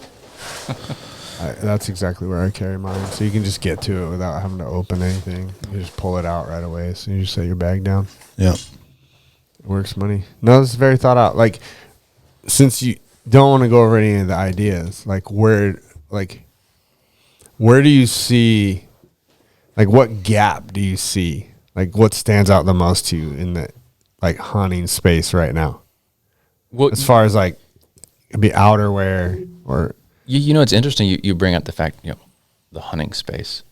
The entire idea behind Wrangell was not actually to be a hunting specific Yeah, brand. I know, but and I that's know what my mind we have lays. a lot of products that are kind of geared towards that, right? Maybe we use a frame that's kind of geared towards hunting. Well, extended But- stay outdoor space. Yeah, then. Exactly. Expedition. There you type go. stuff. Expedition. Sure. There And you go. I would say hunting in Alaska falls into that category. Absolutely. I'll say and it- adventure space. It's not That'll something cover more. you could Yeah, even say broad Western stroke. hunting, right? No. No, I wouldn't to the say Western hunting, no. Well, Western backpack hunting. Oh, gotcha. Yeah. Backpack hunting. You're not going to use this product typically if you're going to walk 15 minutes to your tree stand. Yeah, your tree stand. Yeah, it's not whitetail. Western hunting for sure. Yep. Western mountain hunting, backpack hunting. Multi-day expedition. Yeah. So like massive loads, long. Yeah, trying periods to of narrow time down afield. here in my mind all the different ideas. And I'm happy to talk about it. I just have so many. It's like, what do I bring up? I would say the next backpack. So the first backpack, the Revelation, that has the compression system right with the side pockets, and that's great. But I've had a lot of people ask, what about a simpler bag? What about just basically a dry bag that attaches to my frame? And I've had a lot of requests for that, enough that I think it's worth, investing some time and resources in to developing, but still with that internal load sling capability. Yeah. Keep it simple. Maybe remove the side pockets. Maybe just make them like a little water bottle type pouch pocket on the bottom, but make it a little bit simpler. It'd be definitely lighter. Is that going to be your next move? Are you going to make like a frame? Yes. You're gonna do the whole thing. Definitely have a frame in the works already. Okay. To address some gaps in the. There's a big gap between internal frames and external frames as far as interface with the user, right? So an external frame, a true external frame backpack like this welded aluminum frame, you bend to the frame. And then when internal frame packs came out, you were really able to customize it because the aluminum stays were so much more flexible. You could actually bend them to the shape of your back. There needs to be a happy medium somewhere in there because you see it with guides. You get old quick when you bend the pack frame and you're carrying heavy loads all the time. And it's not ergonomically friendly. So trying to fill that void. And in working with people that, physiologists, chiropractors, physical therapists, et cetera, that are really in the know of what the body can and can't do or should and shouldn't do. There's a lot of things you can do, but you shouldn't do. Reduce the wear and tear, right? Yep. Which increases your longevity. Yeah. Something that is designed to keep you in a proper position with that load. So you're not, it's no different than working out or lifting. Like form is way more important than how much weight you're lifting. So if you had a product that's helping you stay in that proper position, that's super important. That's why if anyone ever came to me and said like, hey, I want to get into backpack hunting, I want to sheep hunt, I want to, elk hunt or whatever, like where do I spend my money? I'm always like boots, backpack. Oh, absolutely. Because it's what you touch most. I mean, if we have a pad for our keyboards and our mouses, on our computer stations to increase ergonomics. Yeah. What's holding us back from improving upon a product that is a good product, but has room for improvement, and particularly in the ergonomic side of things? It was developed before. I mean, you look at the original pack boards. It was basically a plywood. I mean, straight. Or the military style. Straight. Alice packs. Right. Or Malice. Yeah. It was like new technology when job. someone put a bend in it. Yeah. Oh, that It was like, look at this, dude. Yep. It form fits your back, kind of. It's like yours, but I bent it. Yeah. Put a curve in it. And what did it's you 100 times better. What did you say? Your back bends to the frame? Oh, I mean, in a frame like this, absolutely. Welded aluminum frame. Yeah, you're like, bend this the frame. thing's light and nice, and this is like your back just ratchet straps form fits to the aluminum. Yep. Yeah. No, that's a great point, man. And I'm struggling right now with my pack. I want a new pack. I'll just, every year or every other year, you kind of make a decision on maybe like a big purchase or a big equipment upgrade. Oh yeah, you're always scheming, right? Right. It's like boots this year, binos this year, or whatever. And I was gonna go with the pack this year. I'm kind of getting toward the end. Kind of getting too late. You're late for that. And so I'm good to just run my old Mystery Ranch, but it's fucking killing me. Yeah. You talk about that wear and tear. like the thing was great for the first like 3 years, and now it's like I don't know if it's just like stretched out. I've adjusted it. I've got it like as dialed as I can, but it's just like the pack is just starting to like rip on me and wear on me and make like rub on me a certain way. Like it's just, I don't know, is it worn out? Yeah. I mean, it's like, I think it's a combination of things. I think it's things wear out, obviously, or they wear in.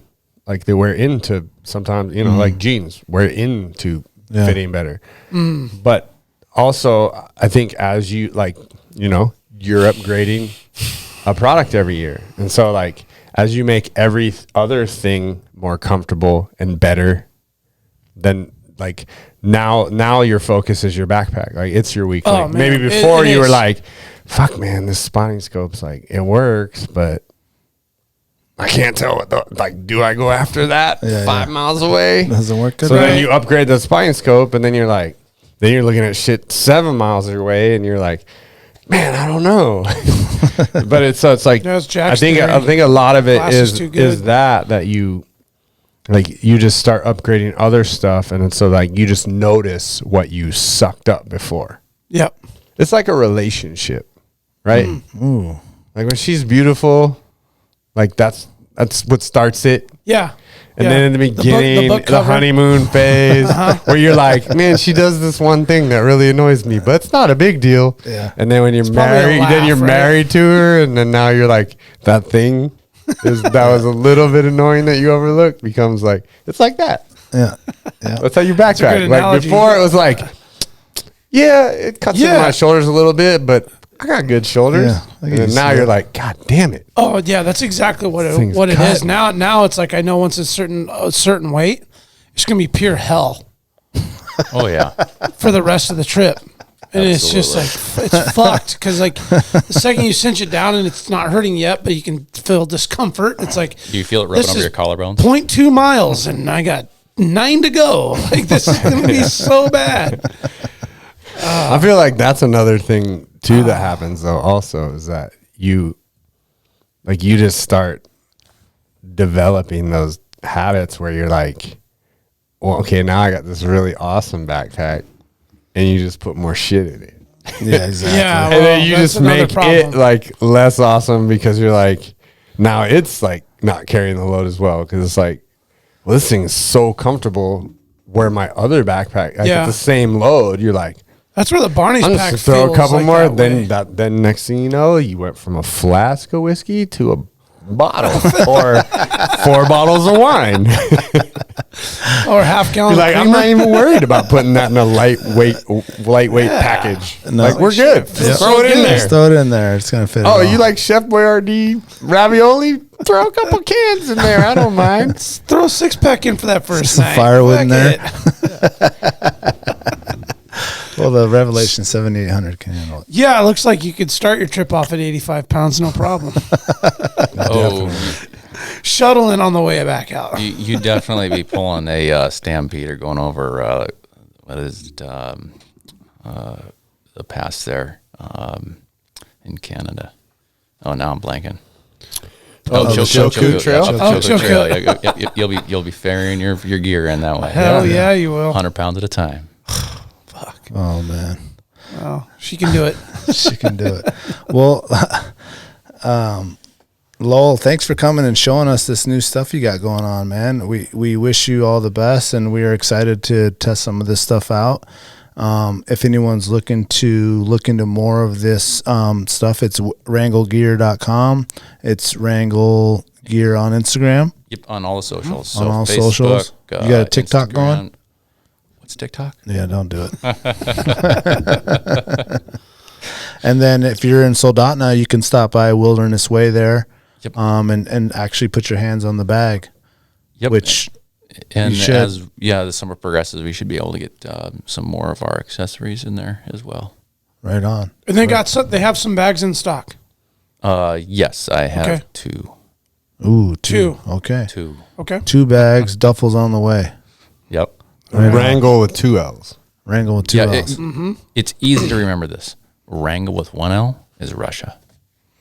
There you go. We don't want that. Okay. 2 L's. Wrangell Island, yep. Even though we got a lot of listeners in Russia. Yeah. Well, Siberia, right across the pond. That's right. Yeah. That's right. Lowell, we appreciate you coming in and sharing all this stuff. And I mean, anytime we have an Alaskan person coming in, designing new things, products, whether it be meals or oats or backpacks or anything, we always want to support all that stuff. It's amazing. B? I got to ask you I got to ask a favor. It depends. One favor. Before we go. Being that you got some guide experience, play around in the woods a lot. Let's hear a moose call, bro. Moose call. Oh, I am not good. Putting you in the spot, man. That is one area. Now, you said you're like a bear guide expert. I did not claim to be an expert. No, you didn't. I just said that. Yeah, you definitely said that. I just set you up. But you got some little moose game. I know you've called a moose in. I know you've called a bull in. So we talking moose call or cow call? Cow call. Yeah. Cow call. Yeah. Cow call. One good. Imagine you use a cow call to call a bull in. I mean, unless you had antlerless, but.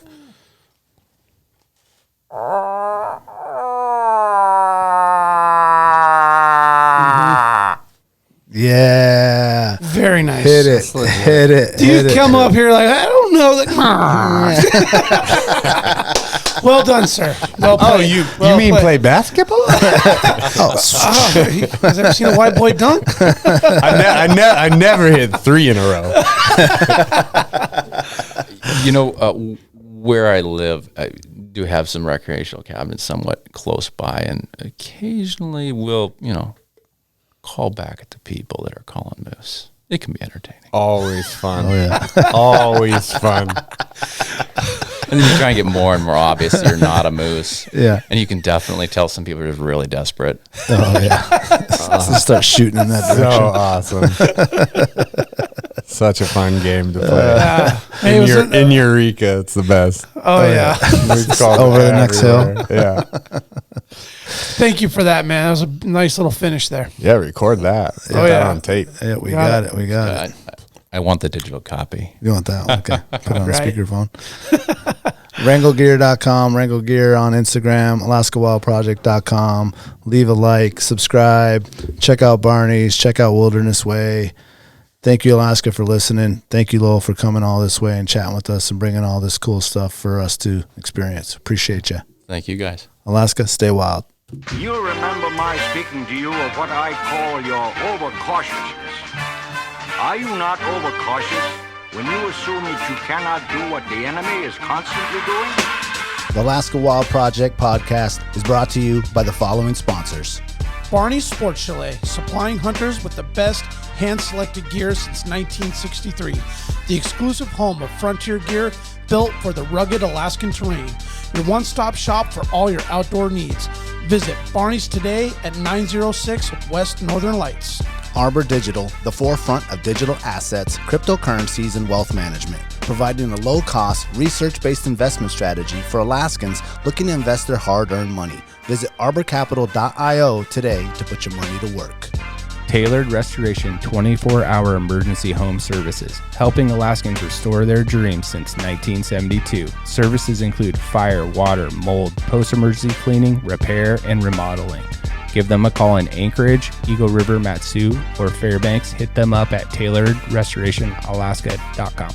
Total Truck and Alaska Overlander, Alaska's premier supplier for custom automotive accessories and overlanding products, providing all-inclusive rental vehicles and trailers custom outfitted to explore the Alaskan backcountry with a unique and convenient traveling experience. Serrano's Mexican Grill, 2 locations, one on Tudor, one on Northern Lights. The Northern Lights location has their new tequila bar. Check it out. Also see their daily specials at serranosmexicangrill.com. TheTreehouseAK.com, located at 341 Boniface Parkway, Alaska's own and grown cannabis and CBD store. Ask the bud tender what the strain of the day is to get your 10% off. The Treehouse, where the culture lives. The Connoisseur Lounge, Alaska's premier locally owned and operated cannabis retailer, located in the heart of Palmer, Alaska. Their cultivated products include Snowcap Romance, Aurora Haze, Super Glue, and much more. Find them at theconnoisseurlounge.net. AKO Farms, located in Sitka, Alaska, built from the ground up with concentrates as their single motivation, with exclusive products such as their sugar wax, full spectrum diamond sauce carts, and more. Ask your local bud tender about AKO. Marijuana has intoxicating effects and may be habit-forming and addictive. Marijuana impairs concentration, coordination, and judgment. Do not operate a vehicle or machinery under the influence. There are health risks associated with consumption of marijuana. For the use of only by adults 21 and older. Keep out of the reach of children, and marijuana should not be used by women who are pregnant or breastfeeding. The Bait Shack, located on Ship Creek upstream of the bridge. Can't miss the bright red shack. They are the go-to fishing gear rental and guide service on Ship Creek. Tight lines and fish on. Come hook into the action with them. Hit them up at thebaitshackak.com. Anchortown Dogs, located on 4th Avenue across from the old 4th Avenue Theater. Look for the blue and gold umbrella. From reindeer dogs to bomb euros, they've got you covered. Anchortown Dogs, your local gourmet hot dog and sausage cart. Crude Magazine, Alaska-based media outlet using the last frontier as a springboard to discover larger truths about the cultures of our great state. Read more at crudemag.com. Lawn Pro AK, Alaska's year-round professional property maintenance team. Services include snow and ice management, weekly lawn care, and more. Get your free estimate today at lawnproak.com. Double Shovel Cider Company, located off of Arctic and 58th. Handcrafted Alaskan-made colonial ciders. They also have a tap room downtown on the corner of 5th and E. Stop by today and taste an award-winning cider. Lady with a Plan, your own Alaska event planner. From scouting the perfect location to planning the tiniest details, specializing in event management and production for intimate social gatherings. Find Lady with a Plan on Instagram.